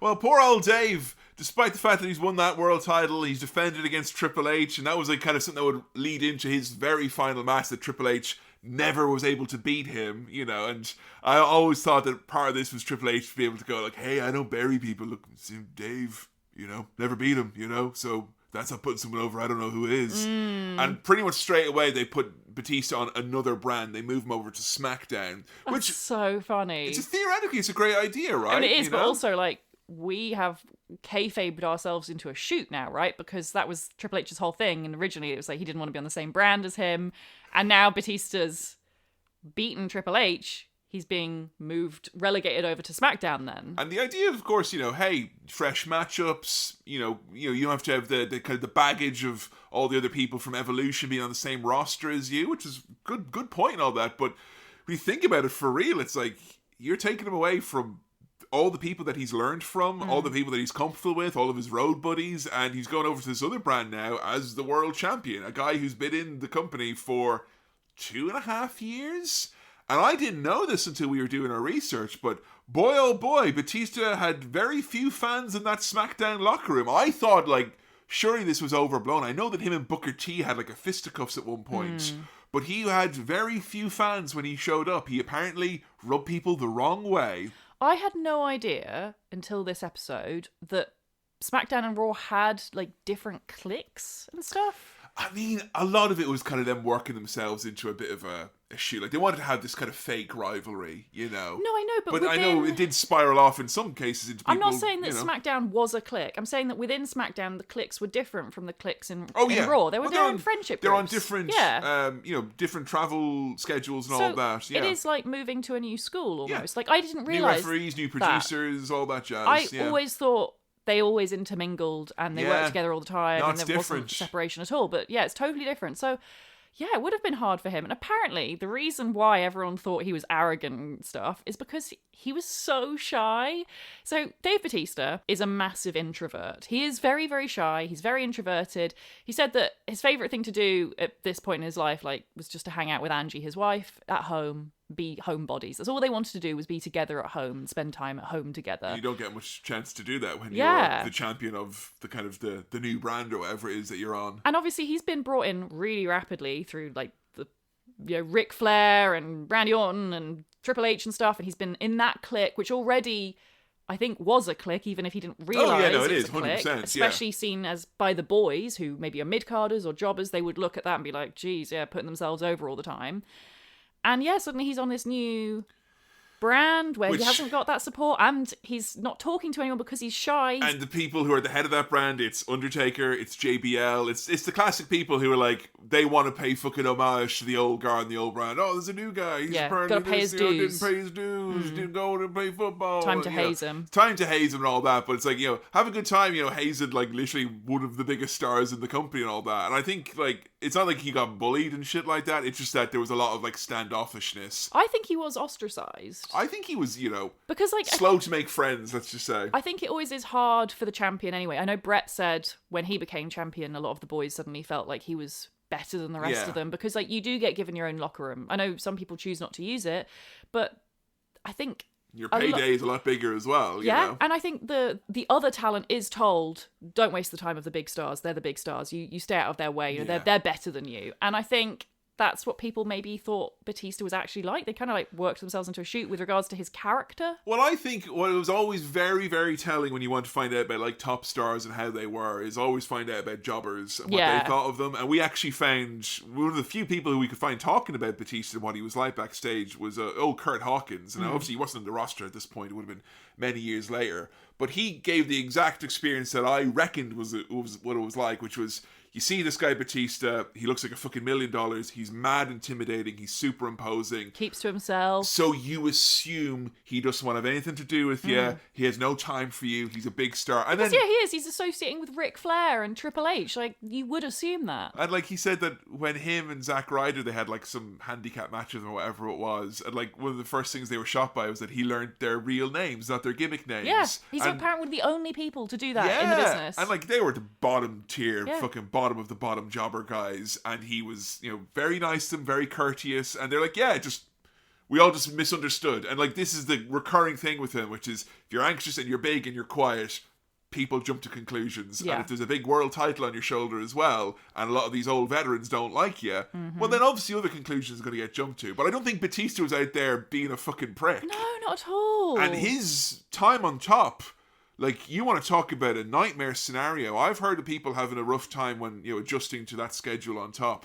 And we talked about, you know, how he was out of the house a lot, but his personal life was fucking insanely tough at this point in time. So Yeah. it's kind of complicated.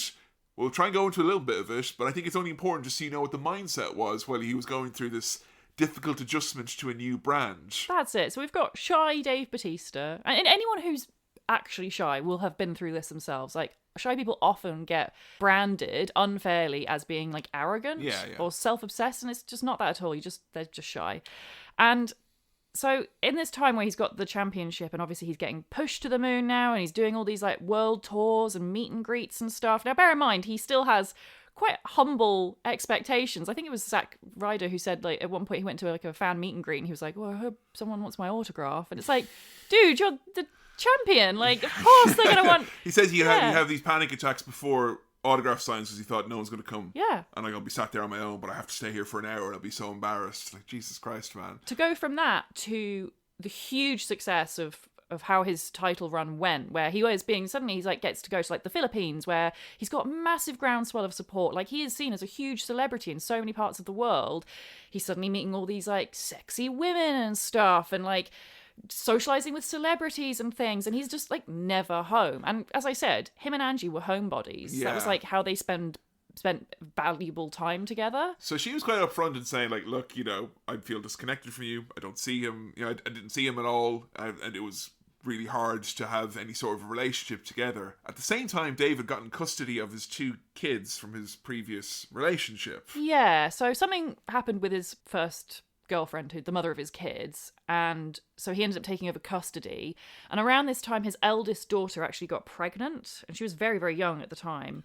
So they all eventually moved in with him. Yeah, and this is kind of, you know, it's a real sweet idea where it's like, look, okay, so I've got custody, I'm not on the road, my wife is missing me, so the obvious solution to that is she's been like kind of a stepmother to them. Yeah. So the kids will move in, the partner of my daughter who's pregnant will move in, the newborn will be here as well. Yeah. Suddenly he's my gone from... mum will move in as well. It's a big happy family, and I'm not going to be here most of the time, but you'll all be okay. It's like... It's very naive. It's very naive, and it's a little bit selfish as well. The fact that he couldn't realise what a burden that would be to Angie. Because, that isn't... I mean, it's become her family, but it wasn't really her family. And that's a lot of responsibility for her to then also not have the support of her husband that she previously did have because he's never there. Yeah, I think, like, I don't know, your extended family is not a replacement for your partner. Yeah. You know? And I think them splitting shortly thereafter is... You know, it felt like it was inevitable, but like there was great sadness and tragedy here along the way because the father of what would be then his grandchild, he died in a car accident around this period of time as well. And this is all while he's on, you know, not at home a whole time. So it's this really fucking awful vortex. Like his life kind of seems to spiral out of control as soon as he reaches this level of superstardom. And it's one thing where it's like, he's always all Mr. Dream Chaser and all that, but it's not like, he grew up being like, I have to be this guy no matter what. The fact that wasn't his dream, he came here and this all happened to him and he still stuck it out. It's like, fucking hell, he's made of stronger stuff than he realizes, because that's more than one person's fair share of sadness for one lifetime. Well, we haven't even touched on some other sadness that he went through, because we thought it was a bit strange that he was so affected by his daughter's partner's death. Yeah. But the truth is, like, yes, he died in a car accident, but Dave Batista bought him that car. And fucking hell, Batista's older brother died in a car accident. Yeah, you remember you saying to me. So that's not just like one trauma being resurfaced. That's actually quite a few, not to mention the personal responsibility you'd obviously feel. And it was right after, his daughter and the partner who died, they had just split, and then literally a couple of weeks later that happened. The daughter had been, when she was pregnant, she kept running away from home and stuff. It's just fucking, so it kind of makes it feel like, I don't know, Booker T doesn't like you feels kind of fucking besides the point at this time. And I think if you're wrapped up in your head, probably had good reason for that, and it wasn't because he was worried about his fucking spot or whatever it was. It was, he had much bigger shit going on, So yeah, I know, like, the one thing I knew about Dave around this time from being on the message boards, etc., when I was a teen, was that there were all these rumors swirling around him that he was, like, involved with all these other ladies on the roads, including a number of wrestlers on the roster. And fans as well. And fans. And, like, I do remember, like, the big story was like, oh, he slept with Melina and Johnny Nitro didn't do anything about it, and that's why WWE and Vince McMahon never respected Johnny Nitro, because he got cooked and all that. And I always remember thinking, probably a lot of this is going to be conflated with the fact that they actually did an angle where, like, Melina, the heel character, tried to sleep with Batista to get something, and it's funny you say that, because you could actually argue the same thing with the Booker T stuff, because the first source for them having real life heat was from the WWE website. Around the same time they were actually feuding. Well, they did have a fight at a. I'm not denying it. I'm just saying they lent into it. Yeah. So we did actually watch some interviews with, like, Melina and Ariel and stuff like that. And it just seems like very much the Bret Hart situation again, where it's like, I'm on the road, my fucking personal life is in tatters, he's not a big partier or anything like that, so he was a man who fucking slept around, and that was his thing. He does refer to it as an addiction. Really? Not to sex, but to female attention. Right, okay. I think he is very much a people pleaser when it comes to women specifically. Literally hearing all the folks involved talk about this, like, you've not seen people light up like they're fucking high schoolers. Because Dave's, like, fucking nearly 40 at this point in time. Yeah. And they're like, we watched Ariel's interview about it, and she's like, and then I said to him in front of everyone, what the fuck's your problem, motherfucker? Like, a big smile on her face. Yeah. Like. So it's like, it's a lot of people who are very dramatically inclined, let's just say. Yeah. And like, in a toxic work environment as well. And like, I always heard, like, because the story was like, oh, Batista got Ariel fired. Yeah. And, like, in her interview, she's like, I was thinking about that, and maybe it was, but I also told Shawn Michaels and Triple H and Vince McMahon to go fuck themselves, and Johnny Ace as well. So I did scream in all their faces and tell them to fuck off and die. Oh, maybe that's why I got fired. We were literally in tears of laughter, like, oh, you think maybe screaming at those men might have I fucking love Ariel. Trouble. I love her. She's amazing. Fantastic. Legend. So, yeah, it's definitely easy to say that Dave was well catered to in terms of what his addiction was, while being the world champion and the top star. It's just complicated because I think it gets roped in with a lot of other... Because, like, yes, he did spend a lot of time with women, but I think a lot of fans were like, oh, it must be the women on wrestling. Like, it must be Melina and Ariel and stuff like that. And, like, he did end up dating Melina, but he only did that after he broke up with Angie. And she had split from Nitro at that point as well. She was on and off with Nitro up until, like, 2010. And apparently Melina was one of the few people who had Batista's back, basically, when they were both going through a kind of... They were both ostracized a bit on SmackDown. Yes, we talked about that in the Edge podcast recent season, and Batista was one of the few people who kind of stood up for her when she was having various men in their late 40s hold her in wrestler's court and shout at her until she cried. And the other way as well. Like, she had his back as well when there were lots of, again, like, people out to get him and stuff and making out so he's, like, arrogant and stuff. So they had a very fast friendship and they were very loyal to each other. But eventually there were so many rumors about them hooking up that they did actually end up dating after they both broke up from their Are you respective all partners. happy now? But I just thought I'd mention that because I know a lot of people are like, oh, he was dating her when he was with Angie, and it's like, it's not true. That was a year after that they actually ended up hooking up.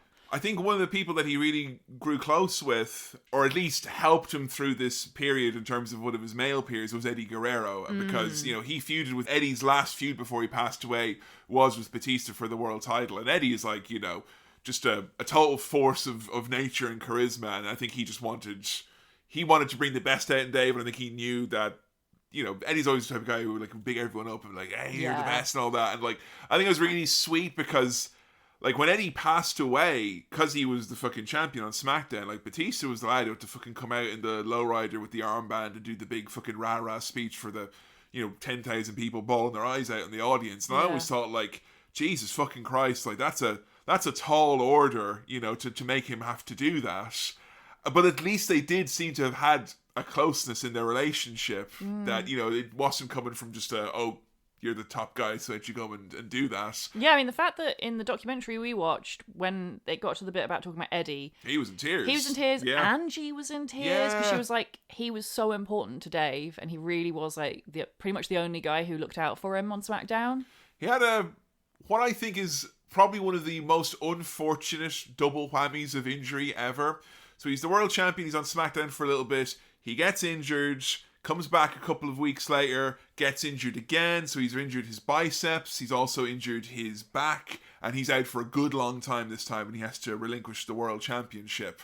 And the person who actually caused the injury that made him go on the shelf was Mark Henry. He did like a splash on him, and Dave had his arm tucked in the wrong way, so when all of his weight went down, he literally crushed his bicep and popped right off the fucking bone. So they had to literally like he had excess tendon in his leg and they had to harvest that and put it into his arm instead. But, you know, they decided to do the thing which I'm always harping on about and wish they would do in our pay-per-view reviews, which is like, hey, if someone gets injured, give someone the blame and say, Sheamus got injured by Christian or whoever it was, and then you do a story about that when they come back. So they did that. It's like, hey, Mark Henry injured Batista, and Mark Henry cuts all these promos about how he's dangerous and he injured Batista. Batista comes back like fucking 8 months later. Finally, he misses a whole year of WrestleMania and all that.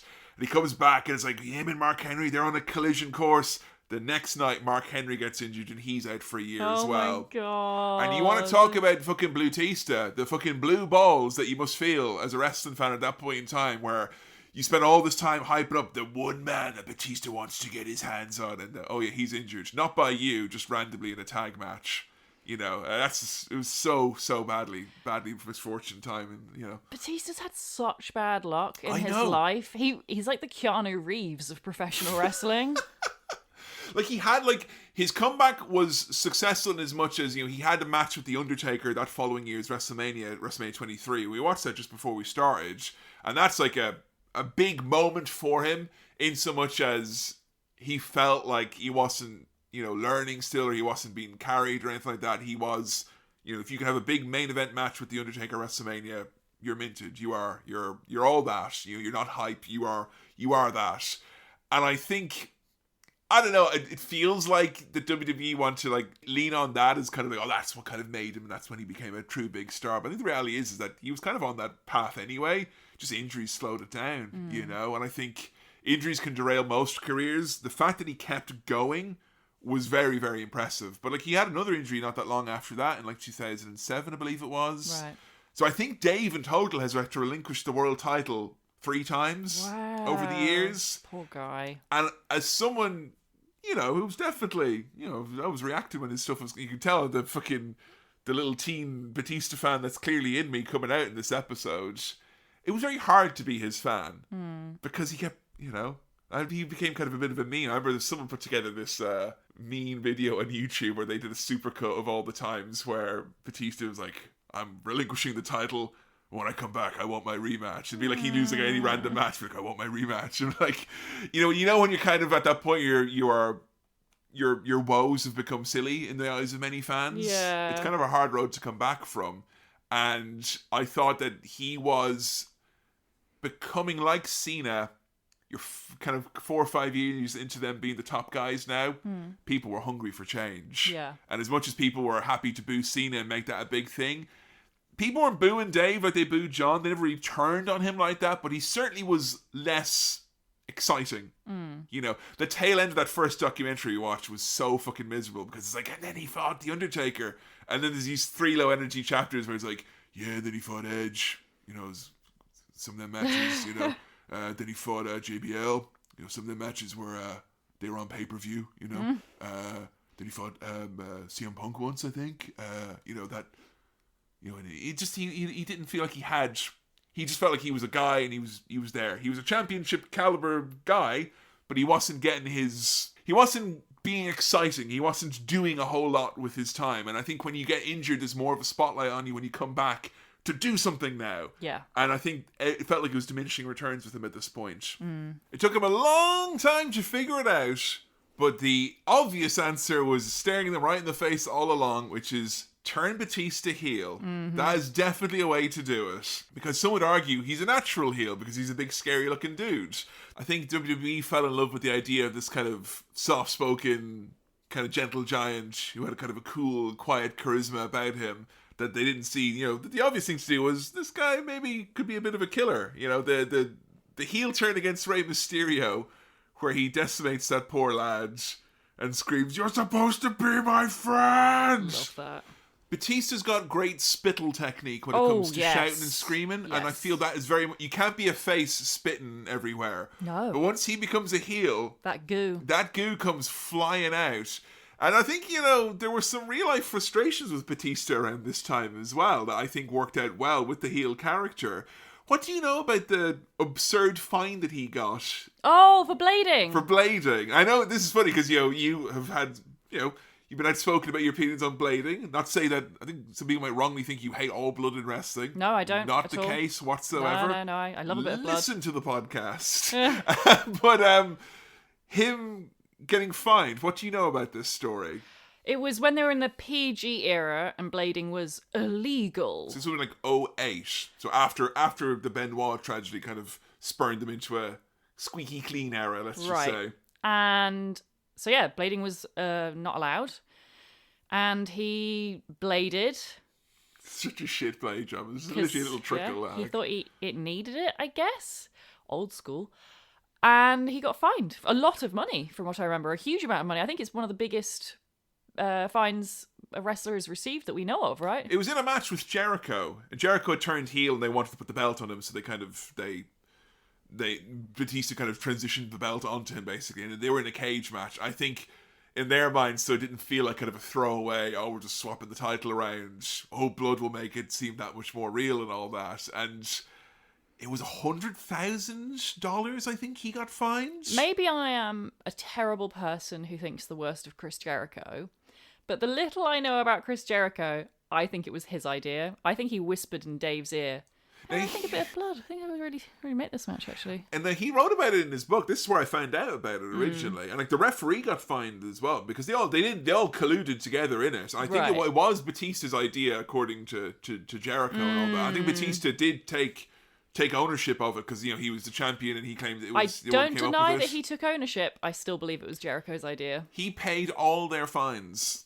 That's incredible. What a nice guy. But there's many people, he's never said it outright, but there's many people, and I count myself as one of them, who believe that was the moment where Batista kind of started eyeing maybe a life after wrestling, because he just felt very poorly treated, and I think once you reach a certain level like he had, I don't think he wanted to be made an example out of. Yeah. And it certainly was a fine that was made out of anger as opposed to out of any... Like, there wasn't like a guideline that says, oh, if you do this, you get fined $100,000. Oh, really? No. It's just like you get fined, and we want to make a big example out of you. I think they thought they were being blasé about it. Other people might do it, so there you go. Record crazy fucking fine. Wow. But like $100,000's more money than a lot of us will see in a lifetime. Like that's insanity. Huge amount of money. Yeah. That is a very, very absurd amount just to flippantly throw at someone. And like, I don't want to say that Batista's bad with his money, but like more on that later, you know. But you know, this is a guy who I don't think was as financially secure as you would expect someone who has been a top guy for 4 or 5 years at this point now.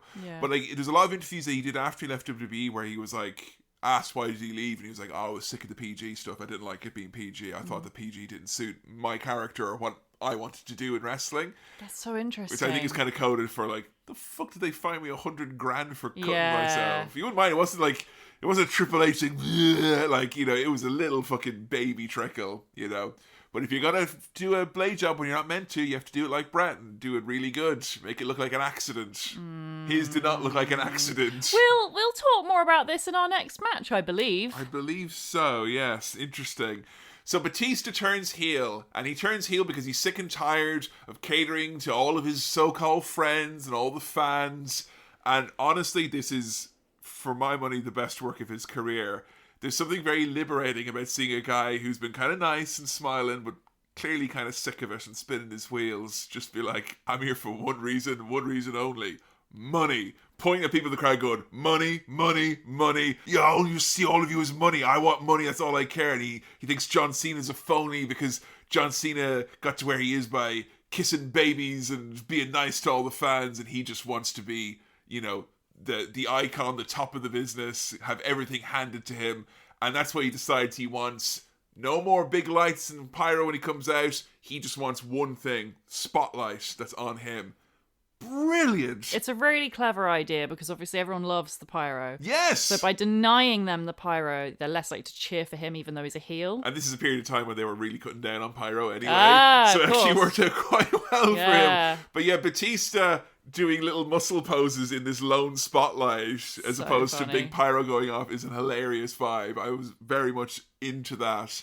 I thought that you'd enjoy this whole heel run of his just because of how kind of freely spoken he is and how kind of I don't know, just kind of like he's playing a proper character here because this is as far removed from real life Dave as I think is possible. Yeah.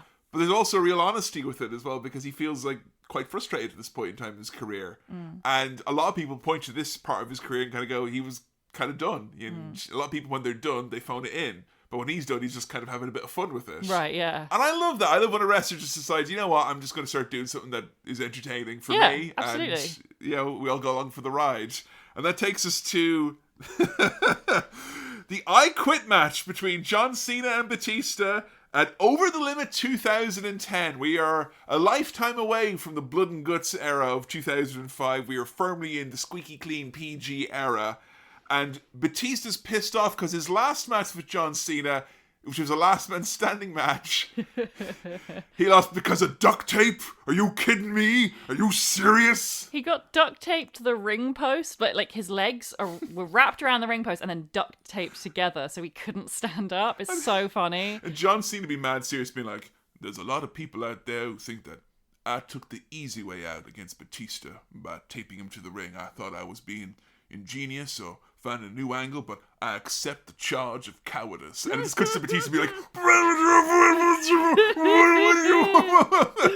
oh baby, it's like two more, like these guys started in such similar positions and they went in such different ways. Yeah. One guy who was like got the brand flowing through his veins, the other guy who's thinking maybe there's another dream I can chase. Yeah. Surely there's something else I can do at this point in my life. Yeah. Big fan of this. Before the bell even rings, Batista asks John if he wants to quit. You want to quit? No. It fills into that like PG bad guy role so well. That's it. It's you why I know? don't really buy that the PG era was the thing he didn't like. It probably was the atmosphere and the workplace environment stuff. Yeah, he's been quite a silly bad guy, and He's like very good at it. I haven't seen a match from this era where the fans are so like, yay, the good guy John Cena, Yeah. boo, the bad guy Batista. There's no it. like, let's go Cena sucks. They're all cheering for John, and this audience sounds like it's entirely children. Yeah. Because it's all like, yay, and they all hate this big bad guy, Batista, bad Batista, as a sign says when he's coming out. 30 seconds in, and I mean, I could see the improvement Batista had made since the last match we saw. Like, he's faster, he's more confident, his moves are more precise and hard-hitting. He has, Yeah. like, completely leveled up. He's completely changed his game, and like he's lighter here, I think, than he was. He's definitely slimmed down. He moves lighter as well. And I think a lot of that is to do with the fact that, those injuries that he had now had ramped up so much. One of which actually he got in a match against John, where John also broke his neck. So, Jesus. These lads are, like, I remember watching this being a bit scared because, like, they had really fucked each other up in previous matches. But he's definitely, like, fine-tuned, and I think it's always fun to watch an I Quit match. And I don't know why we always end. No, it is, because you get the question and you get the grunts. And I feel like we've watched a million John Cena I Quit matches, dare I say. They're his specialty. But yeah, John Cena getting the microphone in his face, be like, you have to sign this agreement. Do you want to sign this agreement? What do you say? What do you say? No! If you want to live with me, you have to sign this agreement. What do you say? No!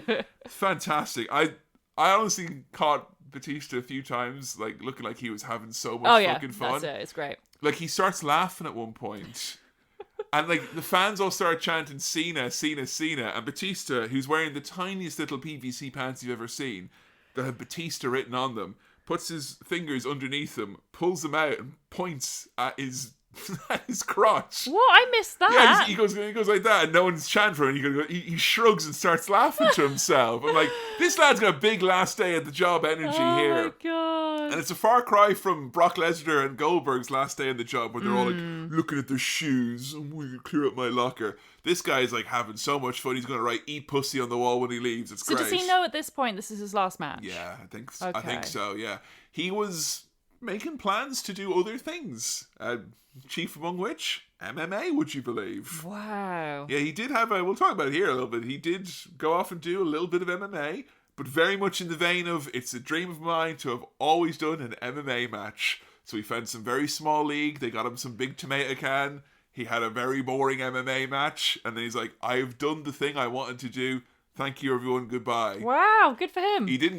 No one ever rags on him. No. Because he didn't get the big payday like CM Punk did. So it's humbling when he does it. Yeah, exactly. I love Batista using the referee as a human shield. He's got these heel instincts already down, where he understands that, like, if you act a bit like lazy, if you do more character work, you can do less physical work. And he is kind of lazy and cowardly in this match, which works with that character absolutely very, very well. There was one point, it's an I Quit match, where he just does standard. John goes against the ropes, knocks him down, does a running boot, and he goes to cover him, and then he starts laughing when he realizes he's done the wrong thing. And it's so funny that he's being this really nasty heel character, and he felt so lovable and so personable. Yeah, he was so, like, it was just nice to see him finally at ease with himself. Even in, like, his big match with The Undertaker and with Triple H and all that, there was always a part of him where he's like, am I doing it right? Am I doing it right? And he's like, he doesn't give a shit, because he knows he's doing it right. He's fine. He's done this for long enough now at this point. In such a short period of time as well. I think that's really cool to see. Oh wow, Batista's unlocked a submission. Ah yes, the dreaded Batista bite, which I'm sure has been mentioned on many a rant about crap submission moves over the years. It's awful. It's so bad. It's so bad, Joe didn't even ask if I would do this to her at one point, because it seems like it won't do much of anything. It kind of just moves your arms behind your head, and then you put your arms on their heads. Yeah. It's not even a good stretch. No. Don't. Shit. And if you're hypermobile like Joe, it's going to do absolutely nothing for you. She does that to herself every morning when she wakes up. True. There was one point in this match that, I can't lay this at Batista or John Cena. I enjoyed this match, but this wasn't on them. But John was knocked down, and the referee asked if John quit, and he put the microphone in his face, and you burped at the same time. What do you say, John? What do you say? You're welcome. So Dave gets knocked out early on with the STF from John, and John wants to wake him up so he can quit. I didn't get that. Why doesn't the match end? Because he's unconscious. Because you got to say I quit, Joe. That's what's got to happen. You got to say I quit. What if they get put in a coma? That's an interesting question. They should do that in wrestling, where someone gets put in a coma and the match doesn't officially end until they come out of the coma. And you have a recurring segment every week on the show where the guy goes with the referee, we're going to go to the hospital's visiting hours, and like, do you quit? What do you say? What do you say? All right, we'll come back next week. We'll see. And then it'll be the longest running match of all Yeah, time, exactly. now, wouldn't it? Like, it depends how long a coma lasts for, typically speaking. Get Bryan Danielson on that. He'd love it. He'd fucking love that. He would. Bryan Danielson doing his little smile because he gets to get put in a coma Yeah. for a wrestling match. Oh no, I was thinking like his opponent gets put in the coma, he gets like puts the guy in a coma in a submission move. I don't know. Is there a Brie? I don't know. I mean, a medically induced coma. You know, it's always been on my bucket list of things I want to do. And he was that little Wrestle smile. a match while in a coma. So John and Dave battle outside, and this is very much like a kind of paint by numbers, safe PG gimmick main event, because they do their bit in the ring, then they come out. We're not going to go anywhere near the ring now. We're just going to do our stuff outside and all of our gimmicky things. They go through a table. It's the commentary table, It's right? the commentary table they go through. I love that because when he's clearing the commentary table, someone on commentary goes, "Do you know what his intentions are?" And the other guy on commentary goes, "To make John Cena quit." Yeah, Thank you. I didn't realise. this is a golden era of passive-aggressive, shite commentary. commentary. Oh my fucking god. Matt Stryker and Michael Cole bring out the worst of each other. Because Stryker's whole thing is like, I know all the facts. And he'll confidently say things wrong. And then Michael Cole doesn't pick up on them. Because he doesn't know. He doesn't know. But then other random things he'd be like, why would you say that? Or he, you know, and they're not meant to be heels or faces. They're meant to be both good guys in essence here. There was a point where Matt Stryker said that Batista won't be able to physically make John Cena quit. You'll have to mentally make him quit, so he can't go for a physical quit. What the fuck? What does that mean? That means nothing. It means nothing. Words, even if they're said on a wrestling broadcast, don't necessarily mean things. But yeah, Dave sends John flying and he goes slamming right through that table.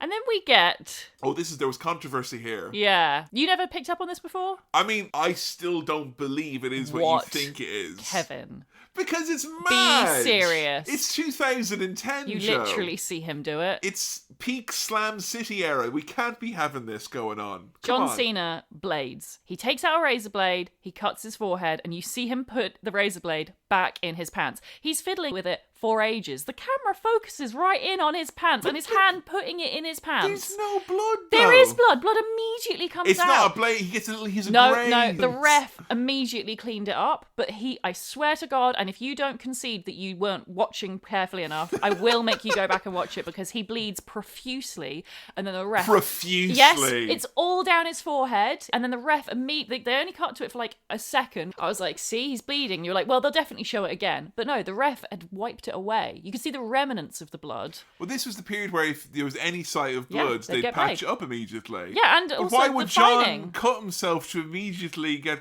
covered up? That's pointless. I don't think it's pointless at all. I think it's genius because it feels more real. Right, It's okay. way more real than a regular blade job because, yeah, that's what the medical team are there to do. They're here to take care of any wounds. I will It's concede fantastic. that John suspiciously was fish hooking the top end of his trousers. Right after, I'm gonna I'll have give to. you that. I'm gonna have to go back. I will take a picture of it, of the blood all over his face.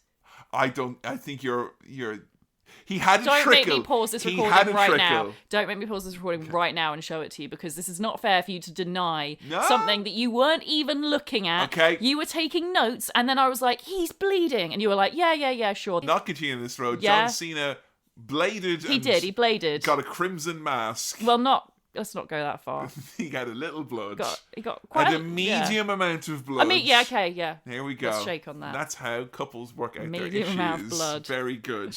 I'll tell you what was wild though, when Batista and John went up into the stands and the animal went flying off the balcony and safely landed on 9 guys and they all went, "Ah!" Oh my God almighty. It's like, you ever do the Big Shop, the one where you get all the cans? Well, no, I don't have And to. your hands are all wobbly and you have to very carefully put it down. That's how carefully Batista was put down. He was put down like a bag of cans. He did a Sheamus drop. Yeah, backwards Sheamus drop. Yeah. It was so funny. So funny, yeah. Because it very was like, it was soft. so why do it? Like, if you have to have that many people and it's that small a height, and like John was like looking down like he'd thrown him off a building. It's like, It's well, like, went like 3 feet. it's not even like, obviously they wanted it to look like John pushed him, but John gave him a slight nudge, and then Batista looks behind him and then tosses himself off. It's just awful. And the fact as well that he lands on all these like security guards, very big boys, professional wrestlers. So funny. So funny. It was the safest, worst bump I think we've seen all episode. It was hilarious. So they battle up onto the stage, and it's over the limit, and that means one thing: car-themed pay-per-view. Who needs a set when you've got graphics and one car on the ramp? Yeah, he's got a little red car. Batista getting in a little red car made me laugh so much because he was sweating profusely. It was like straight out of a video game, this. It was so funny. Especially because then when he gets in the car, evil Batista getting in the tiny red sports car, and he's like, I'm going to run over John Cena. I think as well, like, he doesn't go, John, I'm going to run you over. Do you quit? His plan is to run over John Cena and then go, what do you say, John? Oh no, he's in a coma. Oh, damn it!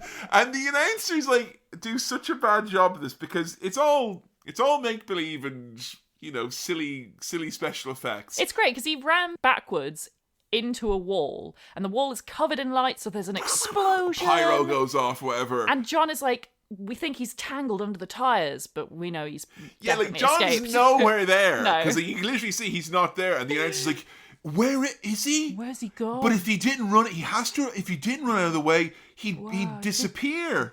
Dead. See, John's fine. Yeah, he's absolutely fine. Cartista had nothing on John. He respawns like on top of the car. Both the car and Dave are extremely gassed at this point, and he's. It's so funny because Dave's gassed from like being in a car. It's like a lot of exercise for his body shape to like get into a car. He gets the AA onto the car, and then he's asked if he quits, and he goes no. And then John gets him. No.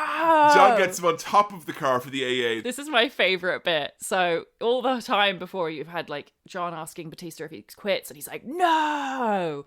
He gets more angry. More every time angry he's and asked. screaming and stuff. And then the last time he says, no, I don't quit, John goes really smugly, he's like, I was really hoping you'd say that. I was hoping you'd say that. And he picks up Batista on his shoulders for the attitude adjustment. And just as he's about to throw him off the top of the car, Batista goes, wait, no, I quit. He's waving his I changed arms my around mind. like, "Wah!" It's literally squirming. I know I've said before how much I love when wrestlers squirm when they're being held on top by another guy. It makes it look real, like they're trying to struggle. It's so funny. And then John just fucking throws him off the car and he falls through the ground. And it's fucking awesome. It's great. It's so the good. Absolute awful situation for a wrestler where he takes a bump that for all the audience, they look at this and they see the kind of they see it's clearly fake and gimmicked and all that. Yeah, it's one of those things where you're like, fake. Yeah, but when you see it, it looks spectacular because of the height. He goes fucking wrong. Looks really cool. John throws him so high up. He literally spins like he's been fucking thrown out of orbit or something. But the problem is that when you see it from that zoomed out angle at the end, it's so funny that the announcers say nothing, like they've seen like some great tragedy unfold, like, oh, don't say anything, let it speak for itself, you know. But when you see it from the zoomed out angle, you can tell that he kind of hit the corner of it, and he did, in fact, he fucked up his tailbone. So he got another injury here. No. And the only reason I was confident that because we were wondering, oh, is he working this because he's leaving, he wants to say he's an injury. Because he always says that this is the spot that like broke his back. Yeah, and you can, because the camera, he's not on the camera when you see this zoomed out shot, and you can just see him go like wincing in agony. Yeah. And he did hit the kind of the corner of one of the kind of the struts beams, on the side, yeah. the beams. So yeah, you know, talk about going out in the silliest way possible.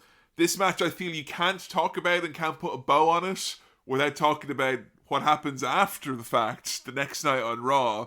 Him in a wheelchair. Yeah. So maybe we'll talk about that before we get to your rating. I don't know, but Batista coming out in a wheelchair, covered in bruises, screaming that this company is going to go out of business because he's going to leave, and all you fans are going to be so bored. There'll be no one in the arenas. This company will be bankrupt without me. The only thing that makes this whole thing better is that the thing that pushes him over the edge is Bret Hart being like, Dave Batista, you've got to wrestle tonight even though you're crippled. And he's like, I won't do that, Bret Hart, I quit.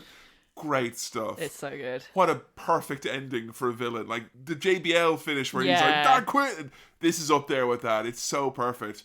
But that match, Joe, I mean, it is so silly, and there's no gore, and it's all very safe, and the bits that are... gore. There's goofiness. Yeah. Abundant goofiness. And there's honestly, if you're looking there and you see it, like there's a quite at ease, funny Batista behind the scenes here. What's your? I don't know what your rating's going to be for this. I am not the biggest fan of I Quit matches, and especially with John Cena, because obviously he doesn't quit ever. That's his whole thing. Did like his one with JBL though, if I recall. Yeah, that was very extreme. I think the Miz Alex Riley one from very early days tainted my views. Hangs over. And this match was too long, which again I find is an issue with the I Quit matches. They often go on way too long. But it did have a lot of really fun spots, and I just fucking love this era of Batista being a really nasty heel. He's so confident here. Is this your favourite version of Batista? Because it is easily my favourite. This and like very early, like the Batista you see who turns on Triple H and this Batista are untouchable in my opinion. I don't have a favourite Batista, I think. Yeah. I love so many different parts of his character development. He's got a lot of range. Yeah, he has. A lot more range than, dare I say, Randy or John have. Oh, yeah. Randy and John have like amped up different elements to their personality. You know, Randy has been faced, he's been healed, but he's always still the cool, calm, collected Randy. Whereas this Batista here, he's evil. Yeah, like compare him to the cool dude who's like kind of playing head games and passive aggressively hitting Hunter on the peck every time, you know, he's kind of one up on him. And this guy who's just like, I quit. Like the guy in the wheelchair versus the guy with the two contracts doing the thumbs up, thumbs down. How's that the same guy? Yeah. It's only 4 years apart. I know. So that's range. Yeah, absolutely. So I gave this a moderate 3.5 stars. Very nice. Out of 5. And I think that was very fair. It was very fair, very generous. So what's Batista going to do once he leaves the WWE? Well, Batista decides the best thing for him, he's going to pursue acting. And something that I didn't know about this was like, he had done a few bits of acting already. Because if you were a top guy in WWE, you were going to get a few roles here or there. And lo and behold, when Joe was looking up, yes, he's been on Chuck. Yep. Yes, he's been on Smallville. And these are all the types of roles that when Dave said he was leaving to become an actor, I was like, he'll be doing more of that then. Hopefully Chuck will get some webisodes with Batista's character in it. Hey, maybe Batista can become a secret agent next. Yeah, like, everyone else has done it, did, yeah. like, ridiculous. So, the bit in his documentary, one of the more recent ones, where he was like, man, I watched back some of those old things I did, and I was just like, I've become the thing that I hated. I used to make fun of all these absolute suck-ass lame actors who'd so bad, so horrible, and I watched myself in Smallville, and I'd be like, you're so bad. Why am I so bad? And like he was like, you know, so fucking down in the dumps about his skills. And it was actually on Maven's YouTube channel we were watching. He mentioned how like he had a friend who was going out with Stacy Keibler, and he was like a kind of a jobbing actor. He did, you know, stuff for like, you know, NCIS and, you know, everyone Law and does Order, that, yeah. you know, Grey's Anatomy, all that. But as soon as Batista met him, even though Batista was a big star, all he wanted to do was like, can you give me tips for like acting? What should I do? How do I get better? So Batista took it mad seriously. He wanted to get better. He wanted to, you know, become a decent actor and not just be a big hunk of muscle.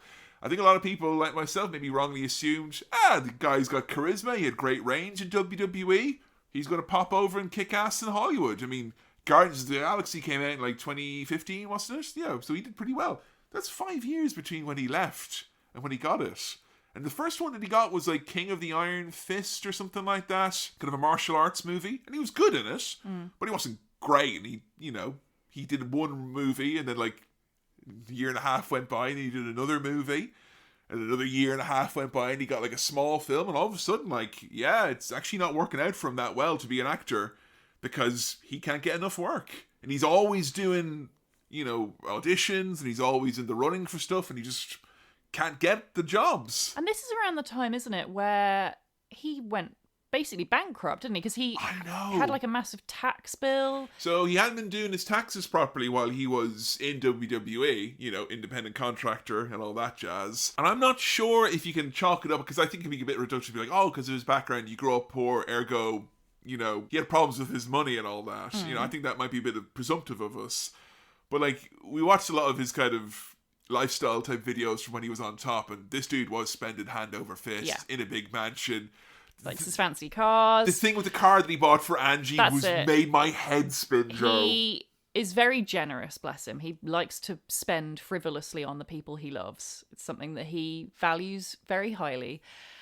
And yeah, he bought this special car for Angie, and then he like did loads of work on it. You got to customize and all Yeah, that stuff. And spent loads of money on getting it like I love this car. done up and things. And then when they divorced, she was just going to sell the car because she was like, yeah, it's nice and all, but I don't really need it.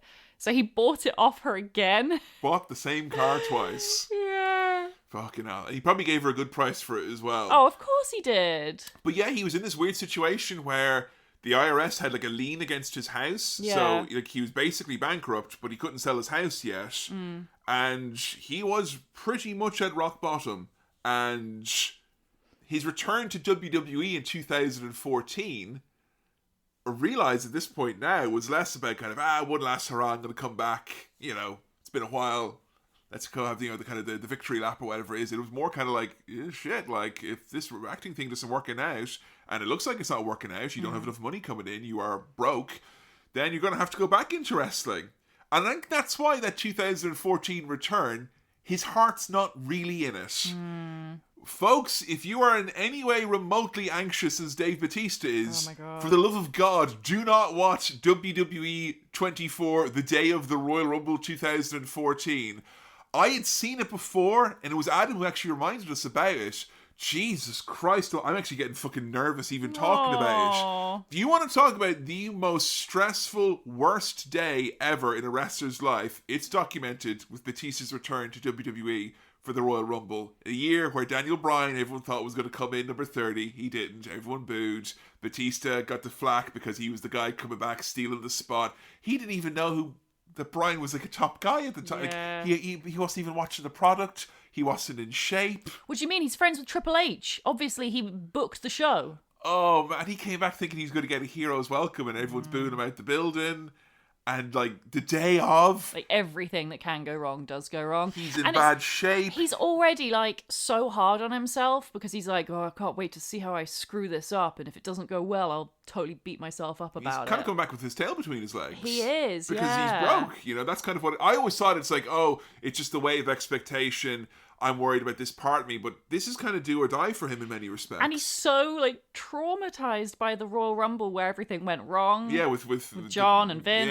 Yeah. And so he keeps thinking about that over and over again. He's like, God, just all the ways that something can go horribly, horribly wrong. The tights and the shoes. Yeah. Things that you take for granted in wrestling. Every wrestler, you travel with your boots, you've got your gear, it's all ready to go all the time. Easy peasy, right? That shouldn't be a worry. You think? He's like 20, they're like counting down. It's like number 20, he's 28, number 22's coming out to the ring, and he stood there with her and being like, are my pants ready yet? Are they done? Because he felt self-conscious about his body and he didn't want muffin tops, so he wanted to wear shorts instead. But they pinch his legs and they make his legs. She does not help matters. I she was shocked by this. Fucking cruel. The seamstress, who's usually, this is not Sandra Gray. No, it's a different lady. lady. A different person. We don't know her name.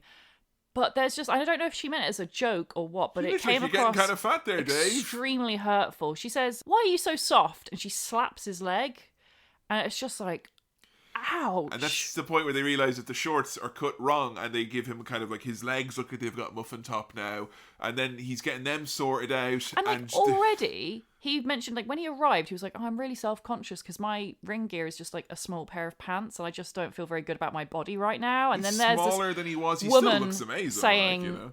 oh yeah, he looks incredible. It's absurd. But yeah, he's got this seamstress being like, oh yeah, you're fat now, you're out of shape. And he's just like, already he's thinking that way. He's injured his ankle in training first because he didn't kind of get enough time to get into shape and get into ring shape, so to speak. So he's really worried about getting blown up, and he does get blown up in the match. He gets gassed immediately. He also thinks that no one will remember him. He's like, I was only a wrestler for a short time, so when I come out, I just hope they know who I am. Who's this bald man? Yeah. And because of his ankle having been taped up so much, and they have to put like a splint in it, he bursts out of his shoes. Mm-hmm. His shoes literally split at the seams. They have to sew him into the shoe. So because of all this is happening, he's all stressed out. He doesn't get a chance to warm up. So like when he's running to the ring, he looks like he's fucking running to his zone. Yeah, he looks the most anxious I've ever seen him.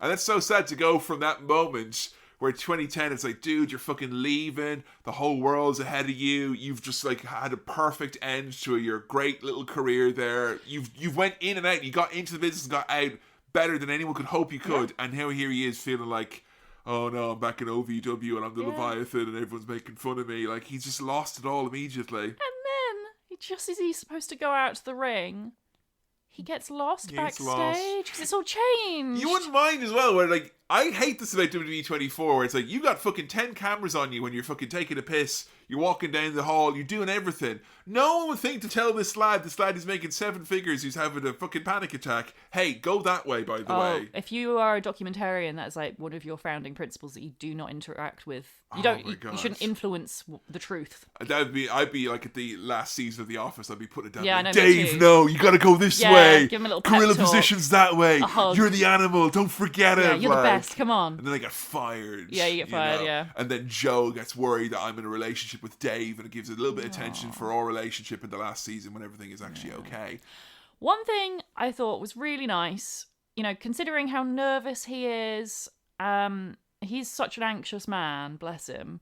He makes time to say hello to every single person. And I'm not talking just performers. Like, normally in these documentaries, you see a lot of big names backstage. Like, oh, it's Shawn Michaels or it's The Undertaker, and they're all saying hi and shaking hands. He does that, but it's inverted commas, the little guys. It's the camera crew. It's the producers, the writers, people who work in marketing. He knows all their names. He goes and makes an effort to shake every single person's hand. It's very rare that you see wrestlers taking the time when they come back to talk to people you don't know. Yeah. Because it's usually, oh, look, it's the big stars. Big But no, whatever. he says hello to absolutely everyone he passes. So this whole situation is returned. It was like, you're going to come back in the Rumble, you're going to win the Rumble, you're going to face Randy Orton at WrestleMania, and it's going to be like a real good feeling. The 2 members of Evolution face off in the main event, and he's been booed out the build. And then he does kind of like try and turn a little bit heel, but like he just looks mortified when he wins the Royal Rumble. He's like, what have I done? Like, it shouldn't be me. Like, why are they all chatting for someone else? And I will say, his pivot from that into he's very much a team player in this late stage idea to like make it about Daniel Bryan. They do the thing where Bryan gets into the triple threat with him and Orton at WrestleMania if he can beat Triple H. Yeah, because I actually quite liked that when he won the Rumble and everyone's booing him and chanting Daniel Bryan, he does the little yes chant. Thing, yeah. So it is almost like planting the seeds for an actual heel run. They try and force it as a face initially. Like, they give him a match with like Del Rio at the next pay-per-view, and they try and have him like, be like, hey, I'm going to do it and all that. And it's just so great though. His instincts were right, even if the company didn't quite get on board. And his instincts were right, and then they do a hard turn. He literally does a promo where he's like, I won the Royal Rumble, deal with it. And that was, then the big sunglasses come back, and it's all off to the races. And I thought it was so fucking cool that in that main event of that WrestleMania, he's the guy who tapped out to Bryan. I think he was very much like, this guy coming back, you were meant to have a big main event at WrestleMania, have a nice fucking victory lap, feel good about yourself, go out on top. And he's like, nah, I'll be number 3 in this match with 2 more popular guys, I'll lose. And what little bit of nostalgia or whatever it is he had there, he used to fuel someone else. Yeah. And it's very different to how, like, he didn't groom Daniel Bryan for greatness. No, he just saw an opportunity, saw what was best for the greater good. And I think that's, like, I had so much respect for him at that point. And I do feel like a lot of wrestling fans look back in that 2014 period and how they shat on him so harshly.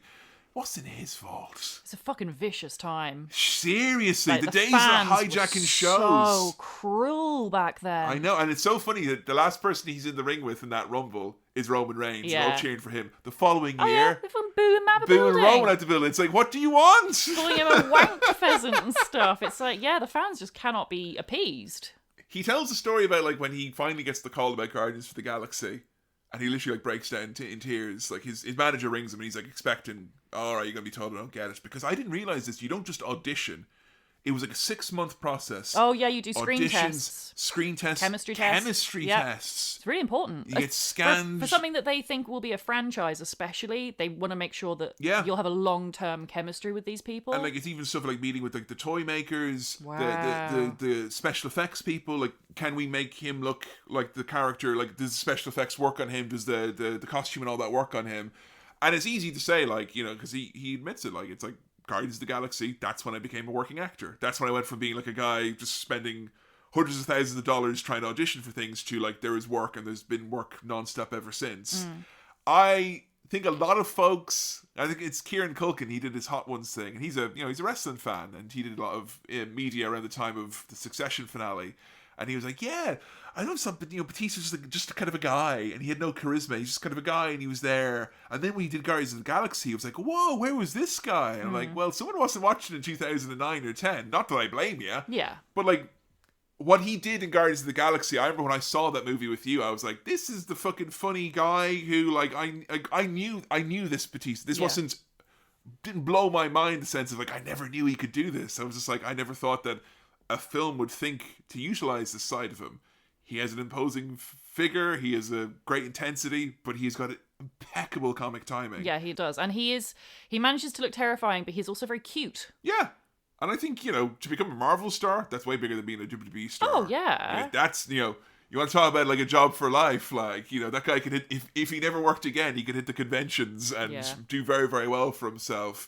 I think his acting career has just been, like, from strength to strength, and it's just always been, like, I'm always excited to see him in something. He's really invested in himself. He hired an acting coach who actually looked up. Oh, yeah? Because he mentioned an acting coach a few times because he wanted to actually just get better and not be the guy who was stumbling over his words or doing wooden performances anymore. Yeah, I looked him up, and he's a very prestigious actor in his own right. As like, he does mainly voice acting, but he has done a bunch of actual movies and TV shows as well. Yeah. But just mentioning for your sake, he did the voice in an anime that we like to watch, JoJo's Bizarre Adventure. Yeah? Where Batista's acting coach played the role of Zeppeli. Wow! So cool! Sorry, because Batista's got big Jonathan Joestar He does, energy. He's a big, strong, himbo, silent type, and Zeppeli was his mentor and coach, so... It works so well. Very fucking good. And actually, it's funny you say that he's like a JoJo, because you at one point said that he's like Kazuma Kiryu from the Yakuza games. Because he's such a himbo. I think he's like Saejima visually. He visually looks like Saejima, but in terms of personality, he's very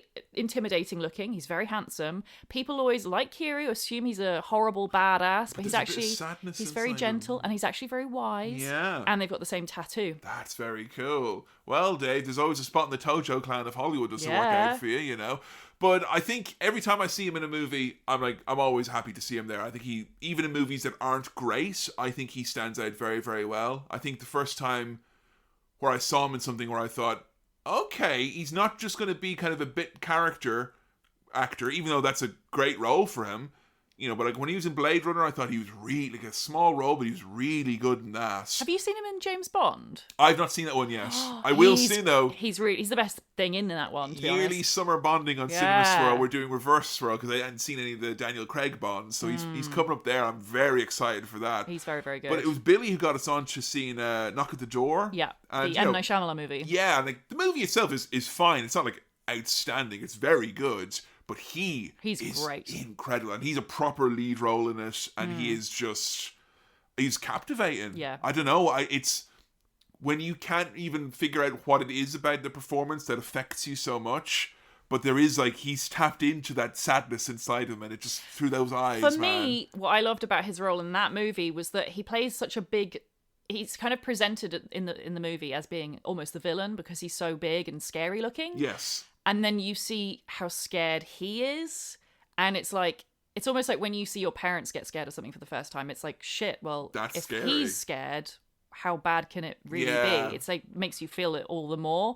And yeah, he's fantastic in that film. I just think that he has low-key become the most successful actor who was a wrestler. I think he's definitely got the most potential out of like John Cena, The Rock, and Batista. I think he's got the most skill, and I think he cares the most about being successful as an actor rather than wrestler who's become an actor. Like, John is amazing at what he does, but I think John is like he feels like I just can't unsee him being like Peacekeeper with the fucking helmet and all that. Like, he's a great brand guy. That's it. You know? You watch The Rock's movies and it's The Rock in a movie. You watch John Cena's movies and it's John Cena in the movie. You watch Batista movies and it's whatever character he's playing. That's it. And that's why he is a true actor. I've made the very bold claim on our Patreon recently with you that I think that within 5 years Batista will get an Oscar nod. That's my wild theory. And I said you're wrong. I'll hold you to that. Yeah. I'll hold you to that. Yeah, we shook on it and everything. I think we have a wager of some sort.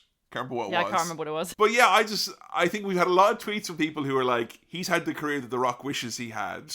And I think there is a humility about Batista that doesn't exist with The Rock or John Cena. Yeah. And that is why. He's so good. Because he's not sitting down with a big binder from all of his consultants about how he fits into the Marvel Universe. Yeah. He's not doing special brand fucking guidelines about how his tequila might work with the new Black Adam movie. You know, he's not viewing it as a business. He's not viewing it as an industry. He's viewing it as an art form. Yeah. He cares a lot about the process of acting. He speaks of it in very kind of... He has a respect for it in the way that he has a respect for, like, the wrestling, the old school mentality. And I think that's really cool to see. I think John and The Rock both approached the movie business in this very, like, I don't know, industrialized way. Absolutely. It's about, like, what's going to make the billions. Yeah, the metrics. That's fine, but I think Batista doesn't care about the zeros. He cares about... He wants to watch back his performances and be proud of it. But, like, after Drax, you could have had him as, like, big alien in a million different movies. Oh yeah, but he said he didn't. That's not what he wanted. He And, specifically said he doesn't want to do that type of stuff anymore. And I think it's really like you could, and it would pay you very, very well. Oh my god, absolutely. But yeah, I compare the difference between him and like John Cena and The Rock is, to me, it's like the difference between Arnold Schwarzenegger and Sylvester Stallone. You watch a movie with Arnie in, and you're always aware it's Arnie. He's good, like fun, definitely, and you know, a great brand. But Sylvester Stallone, you can watch him in a movie and he just transforms into Rocky. There's a bit of heart there, for sure. Yeah, I think there is a distinction. And, like, it's for the love of it, I think. And, it's very easy to say when someone's so celebrated and so popular and so widespread, but it comes off that way. That is for the love of it. Much in the case of his final return for his last match, this man, despite being one of the most iconic, well-known, well-respected, and most notoriety of any actor at that time, he had to lobby hard to come back to WWE for that last run. Do you know what's shit? That's not the only thing he had to lobby for as well, because he actually had a genius idea which got shot down. When he did Guardians of the Galaxy, he pitched to WWE, specifically to Triple H and Stephanie. He was like, we should do a crossover because Guardians of the Galaxy is huge among the nerds. Yeah. Wrestling is huge among the nerds. It would be a fantastic crossover. I'll happily use it to promote wrestling. Blade Trinity is still kind of fresh in everyone's minds. They literally laughed in his face. Yeah, they just like, ha! What a joke that would be. Imagine if we did that. But yeah, idiots who fucking burn money. He was literally being interviewed about like fucking proper actual movies, and people would ask him, and he would go out of his way to talk about wrestling, be like, I want to come back, I want to come back, do one last match with Triple H, and he's literally like calling out Triple H on the fucking Hollywood red carpet, like it's so beneath you. Like The Rock would never do that. But he wanted to, because I think he wanted to have a little bow on the story. Yeah, I think so, and I think also he's a nice guy and he wants to help people who helped him, and I think he always does want to give back. He's a generous person. And it's kind of shit, but the actual thing that made him come back in the end was he literally did a statement where it's like, if I don't come back in this year, which was like it was going into 2019, it's like, if I don't come back now, I'll never come back. Like, this is the last year I can physically do it. Yeah. And, this is the point where his schedule must have been so jam-packed, and he's literally saying, like, I'm going to turn down probably millions of dollars for doing a movie to go and do a Road to WrestleMania and have that match with Triple H. And that is, like, the hand was forced, and it doesn't feel like a fully wholehearted embrace from WWE to take him back or whatever. It felt like they were doing it to be like, all right, we'll finish this up or whatever it was. What is it about his skyrocketing popularity that usually when someone gets popular like that, they want to fucking sink their fangs into them and suck all the juice out? I agree that they should do that, but they don't. I don't think they do that at all. Because they lost their control of him, yeah, is that it? Absolutely. He's found a new home. Wrestling, I do believe, especially in WWE, preys on, you're part of this family. Yeah. This is our thing. You're here. Yeah, not an outsider. Even if you were an insider, once you leave, you're an outsider. And I think, the fact that even Hulk Hogan, when he became a Hollywood star, in inverted commas, was still a little bit ostracized when he came back. It's true, yeah. I think Batista's return was... It was I used the term guilty pleasure at the start, but Adam was telling me like a while ago that like that match they had at WrestleMania, which we reviewed it on our Patreon, and we didn't have nice things to say about it because it is two old lads going through the greatest hits, working around a nose ring that they yank out at the end. But Adam says he can watch that match any day. He loves it because of how dumb and stupid it is. Give me what I want! Give me what I want! I do love the promo. That's so funny. The promo that went wrong. because he forgot what he wanted, which was he wanted to match it. Triple H's like, Dave, you big idiot, what is it what you want? Say the line. Give me what I want. One. Give it to me. Give me what I want. And the spit just flares everywhere. Just in a loop of saying that one line. It's so funny. I love when he comes out, for the match, he comes out in the big fucking SUV with all the bodyguards. I love that he slips when he's coming into the ring. And I love that he pulled out his nose ring. Yeah, that was great. It was great. And it was a fitting end to his WWE story. When I told our illustrator Dan that we were doing an episode on Batista, that promo is what I sent Dan. And we were in tears watching it. Like, he couldn't get over the fact that, like, it's just knowing. I think it is much funnier knowing that it went wrong. Yes, because it's great. It's a great promo anyway. You wouldn't necessarily know. I didn't tell at the time. I just thought he was being silly. But knowing that it went wrong and they're kind of going with it makes it so much better. It's so funny. Yeah, I think what really emphasizes for me his weird legacy in WWE is the Hall of Fame question. Oh, God. Now, I think the Hall of Fame is like, there's a million halls of fame. Halls of Fames is like attorneys general, I'm not sure. But there's a million places that could lay their claim as being like a Hall of Fame where this one's legitimate and that one's not legitimate. And, why would you want to be in this WWE one? Because this guy's in here and this guy's not, or she's in here and she's not. There's like a million reasons everyone always has to discredit or credit it. I don't think it's the be-all and end-all. But I always say if it's important to you as a performer, then it becomes important. Yes. Like if you, the fans, don't think it's important that like fucking Stacey Keebler went into the Hall of Fame, it doesn't matter. Was it important to her? Did she think she's earned it? I agree. Then it's important. Yeah. The end. It's not ranking, but wrestling fans can't view a whole thing without all the individual elements in it. It all has to make dumb. sense. It's a fucking kayfabe award ceremony. I know. It's just, This is literally for the wrestlers. Thanks for coming. That's what it is. There you go. It's the retirement watch equivalent. Like, or it could be like as Honky Tonk Man said, which is like, got a $15 plaque, got a good dinner, they gave me my hotel room, and I left the fucking plaque in there when I left, man. It can be that as well, whatever. So, Batista was announced for the 2020 Hall of Fame. And that was in like January or February of 2020. Then that March, COVID hit. We had the lockdown. That WrestleMania was, we reviewed it on our Patreon, and let's say it was a very unique WrestleMania. But they decided that year they couldn't do the Hall of Fame. They were deferring it. So in 2021, they were going to do all the people from that year and the year prior. They were all going to merge together in one superclass. But Dave couldn't do it then because he was filming and he was in South Africa. And then 2022 happened, and 2023 happened. On both of those occasions, he was apparently also filming. So Batista is announced for the Hall of Fame, but he's still not in there. And just for me, like, to circle around to what I was saying at the start about why, like, people almost don't view him exclusively as a guy who is a wrestler now. He's just this other entity, this kind of entertainer and this actor, is that no one seems to really care. No. Like, I think a lot of people think he's in the Hall of Fame. I know. I mean, I had to do quite a bit of digging to actually find out that he's definitely not in there. Yeah. But, like, it's very strange. He's not on their website, but the announcements are still there, archived. So I'm sure he'll go in at some point. Yeah. But I kind of feel like it's at this point now where, I don't know, do you ever, like, have a put off like doing like we were meant to do this thing, we'll do a rain check, and then you rain check again, and all of a sudden it becomes like a thing and it's kind of awkward. Yeah, I get that. I think by the time Batista actually goes into the Hall of Fame, it'll be about how he's not been in the Hall of Fame and he should have been in for like, looking at my watch now, it's been like 4 years. That's weird, right? If they really wanted him, they would have done something. And if I think he's he so really busy, wanted it, right? Like, I think he's done, is he?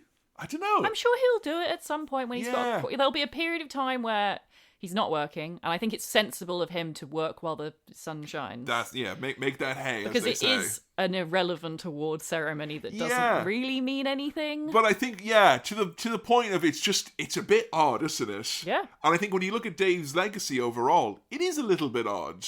He had a huge impact when he was there.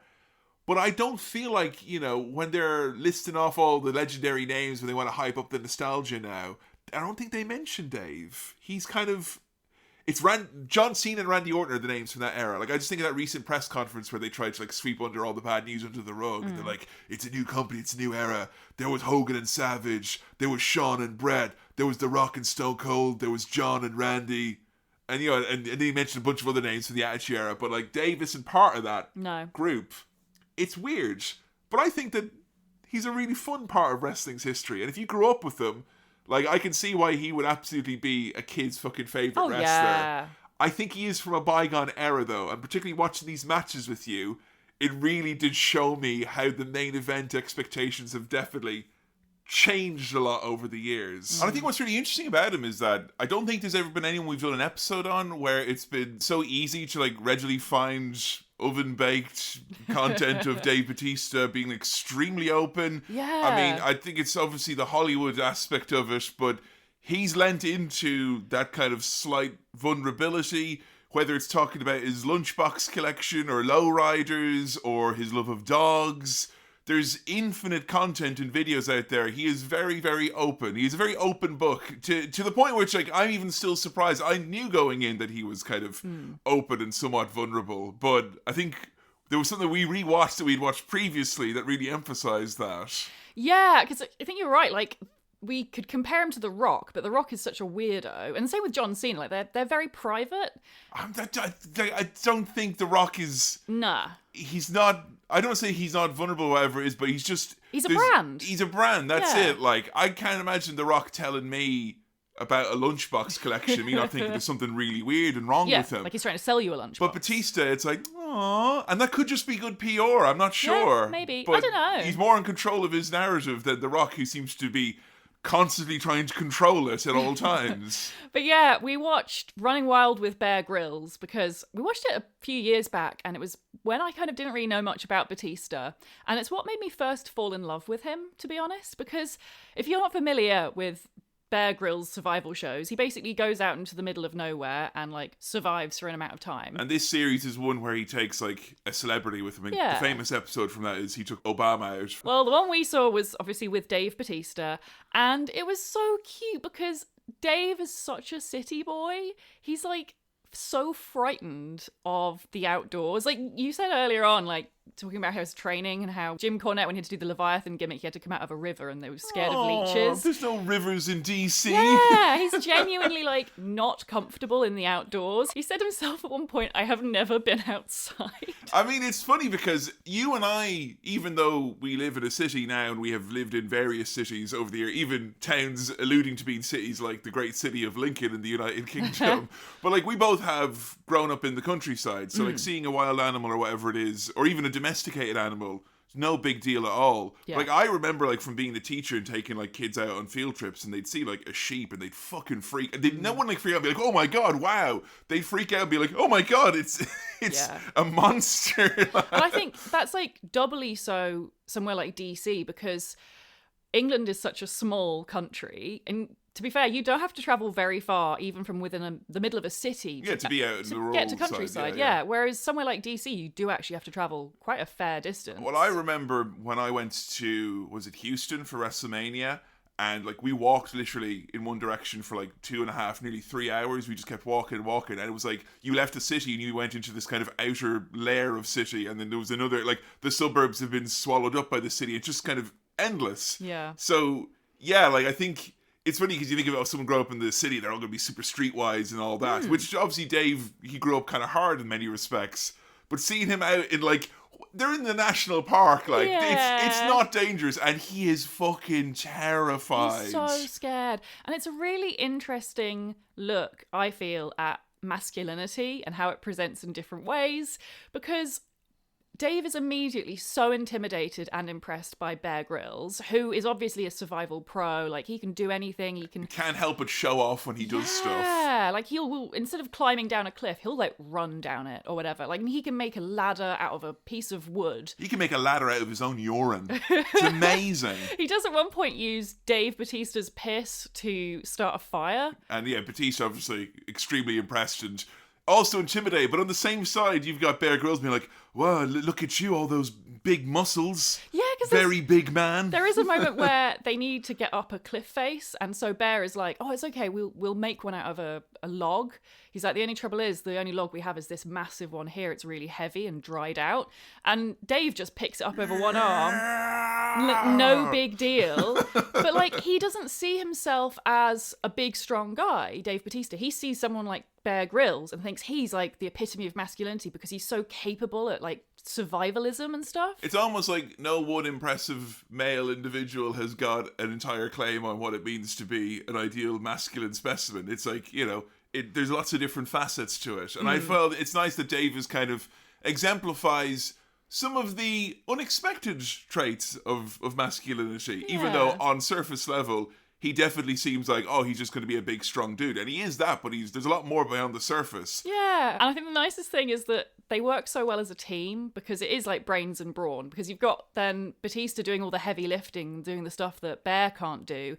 But then Bear has all the, the survivalism know-how, and he can help Dave like protect himself and stuff. It's just lovely to see. Yeah, and there's obviously things that Dave knows that, that Bear doesn't. For instance, Dave knows how to work fashion in a way that I don't think Bear could. Bear could never. We haven't talked about Dave Batista's fashion yet, I mean, this whole podcast could have been just exclusively about that, but we are meant to talk about wrestling and stuff related to it mostly. So we have to, come on, let's talk about Dave's fashion. I have described it before as like Dave Batista has the taste of a teenage girl from 2003.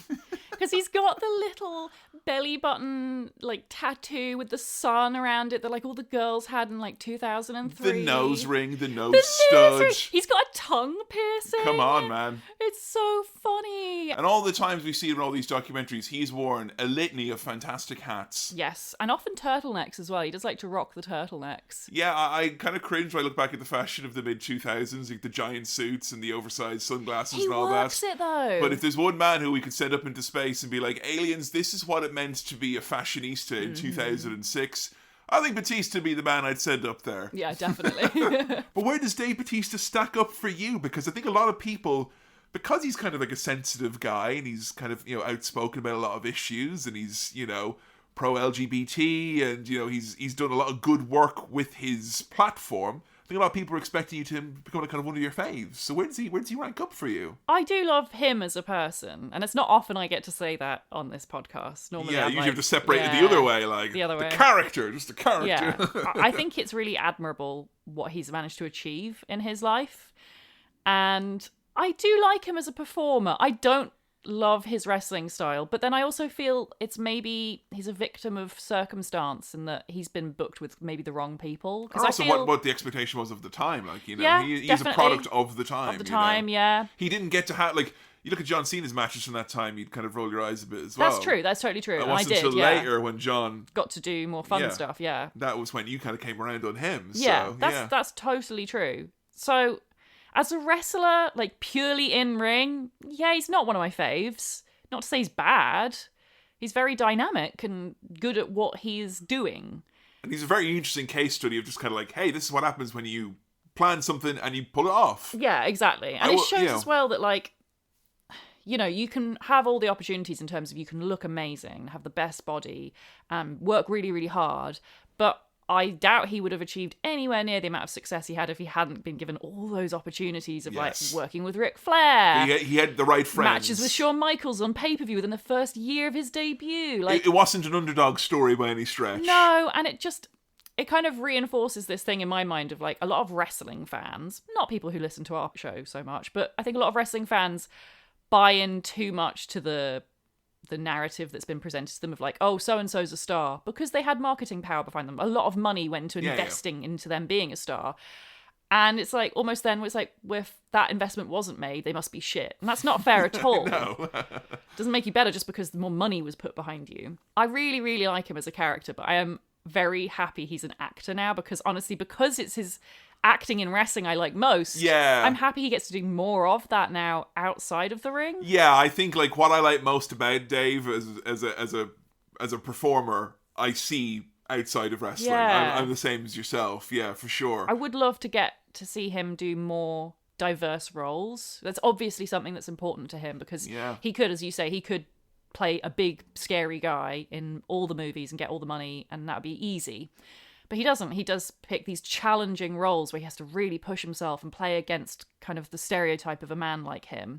Yeah, and I don't usually get invested in the story of an actor. Yeah. I think usually when you find out the story of an actor, it's bad. Like, Yeah. I know the story of Jeremy Strong, and that's bad because there are all these off-putting, articles about, like, why is he like this? Whereas, like, it's very rare I can go to the multiplex, watch a movie, and be like, I know why you're like this. And I kind of think I feel like with Dave, I've got kind of like a secret hidden character in movies that it's very rare I get to go watch the screen and be like, kind of, oh, cool, I dig your story. I know a lot about you, as opposed to just the performance. I get to enjoy that as well. So it's cool because it's like, not everyone is meant to get into Hollywood, and I would have thought his temperament and his demeanor, like, I would have thought if you want to go from wrestling into Hollywood, you have to be like The Rock. You have to be this fucking weird megastar billionaire type. And, like, honestly, I would have said the same thing about getting into wrestling, that you have to be this freak. But he's not. He's a nice, normal, bless him, anxious, shy, introverted guy who just wants to stay home and work out. And it's just nice to have, like...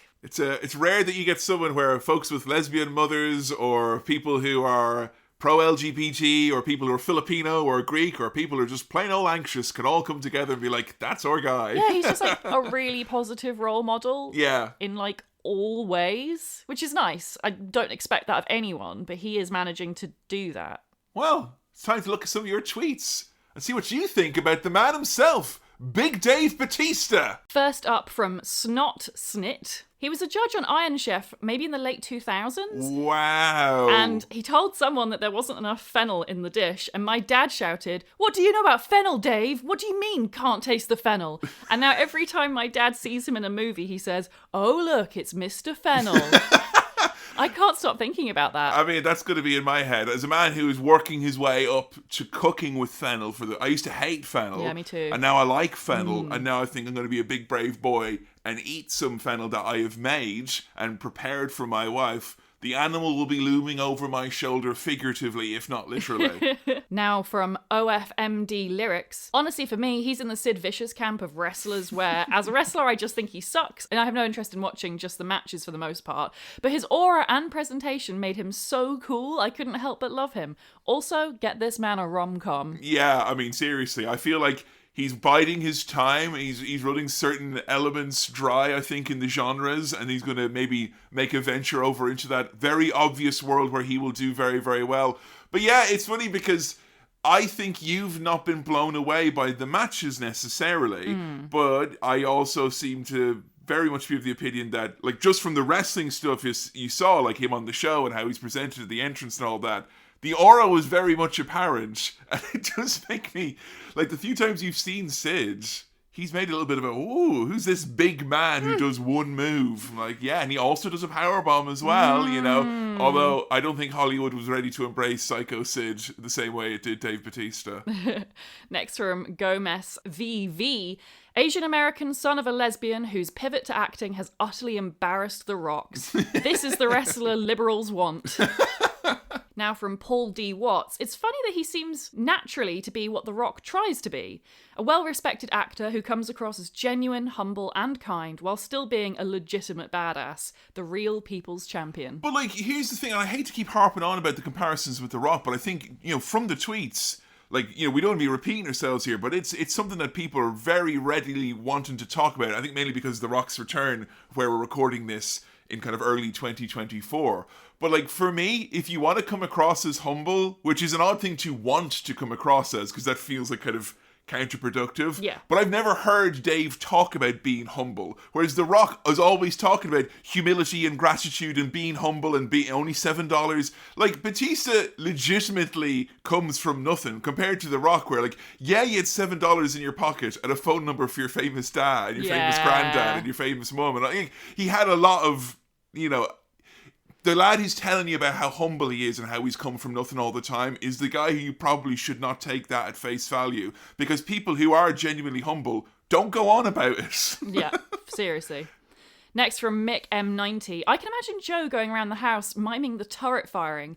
One of the coolest entrances in wrestling, preceding one of the most underrated big men in wrestling. Explosive, charismatic, and always a joy to see. Got all the time in the world for Big Dave. Fuck yeah. I don't know if Joe's been doing it, but I can tell you. You have, that's You've been good. seeing I do it for the deep squats. The deep squats. It's really good for your hips, your but legs. The thing you need to do then afterwards is you need to close your eyes and beat your chest and then do the big boom. I just wish we had pyro in this house. Yeah. I know like we've had to cut the budget and all that, but I really wish we had pyro just for the last week alone at least. Next year maybe we can fit it in the budget. Maybe. Now from Fact Me Zaddy. Dave chooses roles that are complex, varied and challenging. From gifted comedy turns to more introspective, illuminating character studies. You can tell that he loves his craft and works to improve every time.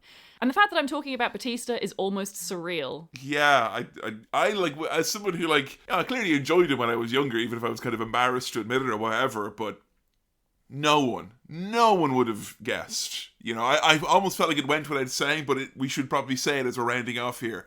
No one would have guessed the man would have had the career that he had in wrestling or in Hollywood, and both. Yeah. That's wow. That's a success story incredible. And then some, you know? Now from Branna Van Can.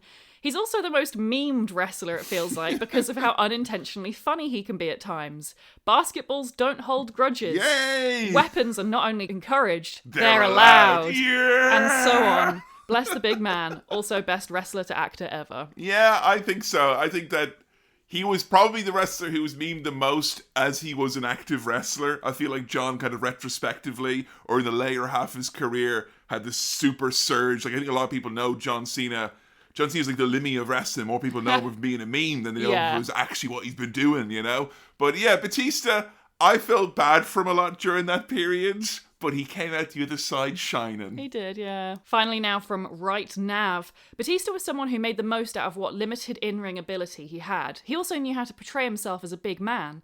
It's sad that he left the full-time WWE roster just when he was getting over huge as a heel. He could have been an all-time great bad guy. I mean, I wonder though, that last year, that great heel run that we were so fond of, part of the reason why it's so great is that it was a kind of brief window, you know? And I feel anything that goes on too long, whisper it in 2024, like Roman Reigns, which we're also big fans of. But anything can go on slightly too long. And I think the longer something goes on, the more risk you have of it not being remembered as greatly as it was. And I think a lot of times when it's like injury and stuff like that kind of cut stuff short. Like I think of Stone Cold Steve Austin. I remember being like literally in tears as a kid when he had to go down for as long as he was with a neck injury.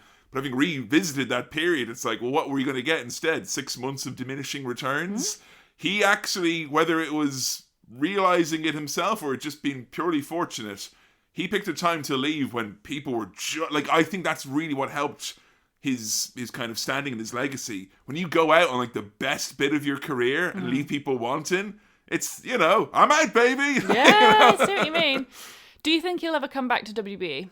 No, I think, you know, like if they can't even arrange for him to do his Hall of Fame speech, like he's done wrestling wise, and I don't think he's the type of person where, like, he's not going to be an authority figure or a commentator. Like anything else you'd ask him to do, I don't know. And I feel like he's less an example of someone you want to be teaching and more someone to be used as like the ultimate case study on how to teach someone. So I think that Batista, one of the few people we talked about on this podcast where it's like, hey, nice little bow on the career there. Like, you can rest easy. You've done everything you personally want to set out to do.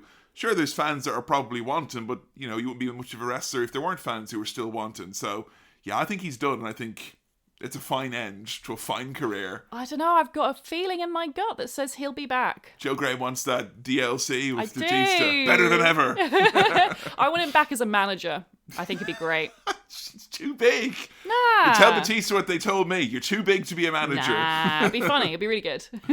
Well, thank you everyone for your amazing tweets and your insight and your introspection about Dave Batista. This has been a really fun episode. I think we were anticipating that it was going to be heartwarming and enjoyable, and it was for all reasons we anticipated and more besides. Our next episode, we're going to look back into the past, into the murky period of the 1980s, and looking at one of the most important factions in wrestling history, featuring many a controversial figure who have all went on to define their own legacies in wrestling, but has often been held up as the prototype for the modern wrestling faction. Our next episode, we're going to be looking at the Four Horsemen and its many incarnations. So we're looking at your thoughts, your memories, your feedback about where this group stands in the grand scheme of wrestling, because there was a period of time where they would have been considered the most important faction, but as years have went on and controversies have mounted for some of the members of it, it feels like perhaps the star of the Four Horsemen is not as shining brightly in the sky as it once was.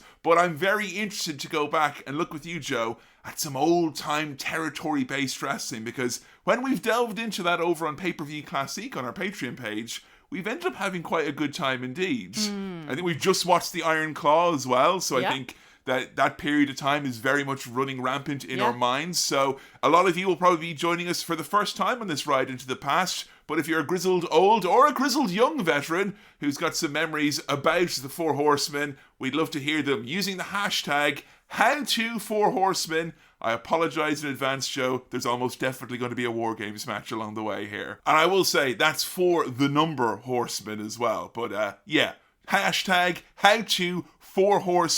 And as always, if you want to support this show and if you want to get access to a whole bunch of extra content, we've mentioned some of our series here during the episode, like Totally Divas or monthly pay-per-view reviews from WWE and AEW, as well as our ongoing fabulous pay-per-view classic series where we've just dropped SummerSlam 2013, which has synced up perfectly with our time on Total Divas. You can join us over at patreon.com/HowToWrestling. As little as $5 a month, you get access to that entire back catalogue. We've been running this since 2016, so you will get a lot of content and a minimum of 2 to 3 pieces of new content each and every month over there at our Patreon page. And we like to keep this show ad-free and fan and listener supported, and we do so thanks to our lovely backers over there at that Patreon page, patreon.com/HowToWrestling. But until next time, when we're going to be settling up with a couple of horsemen heading down to the dark ages of the 1980s, it's going to be a goodbye from me, Kevin. And a goodbye from me, Joe. And we'll see you next time on How To Wrestling. See ya.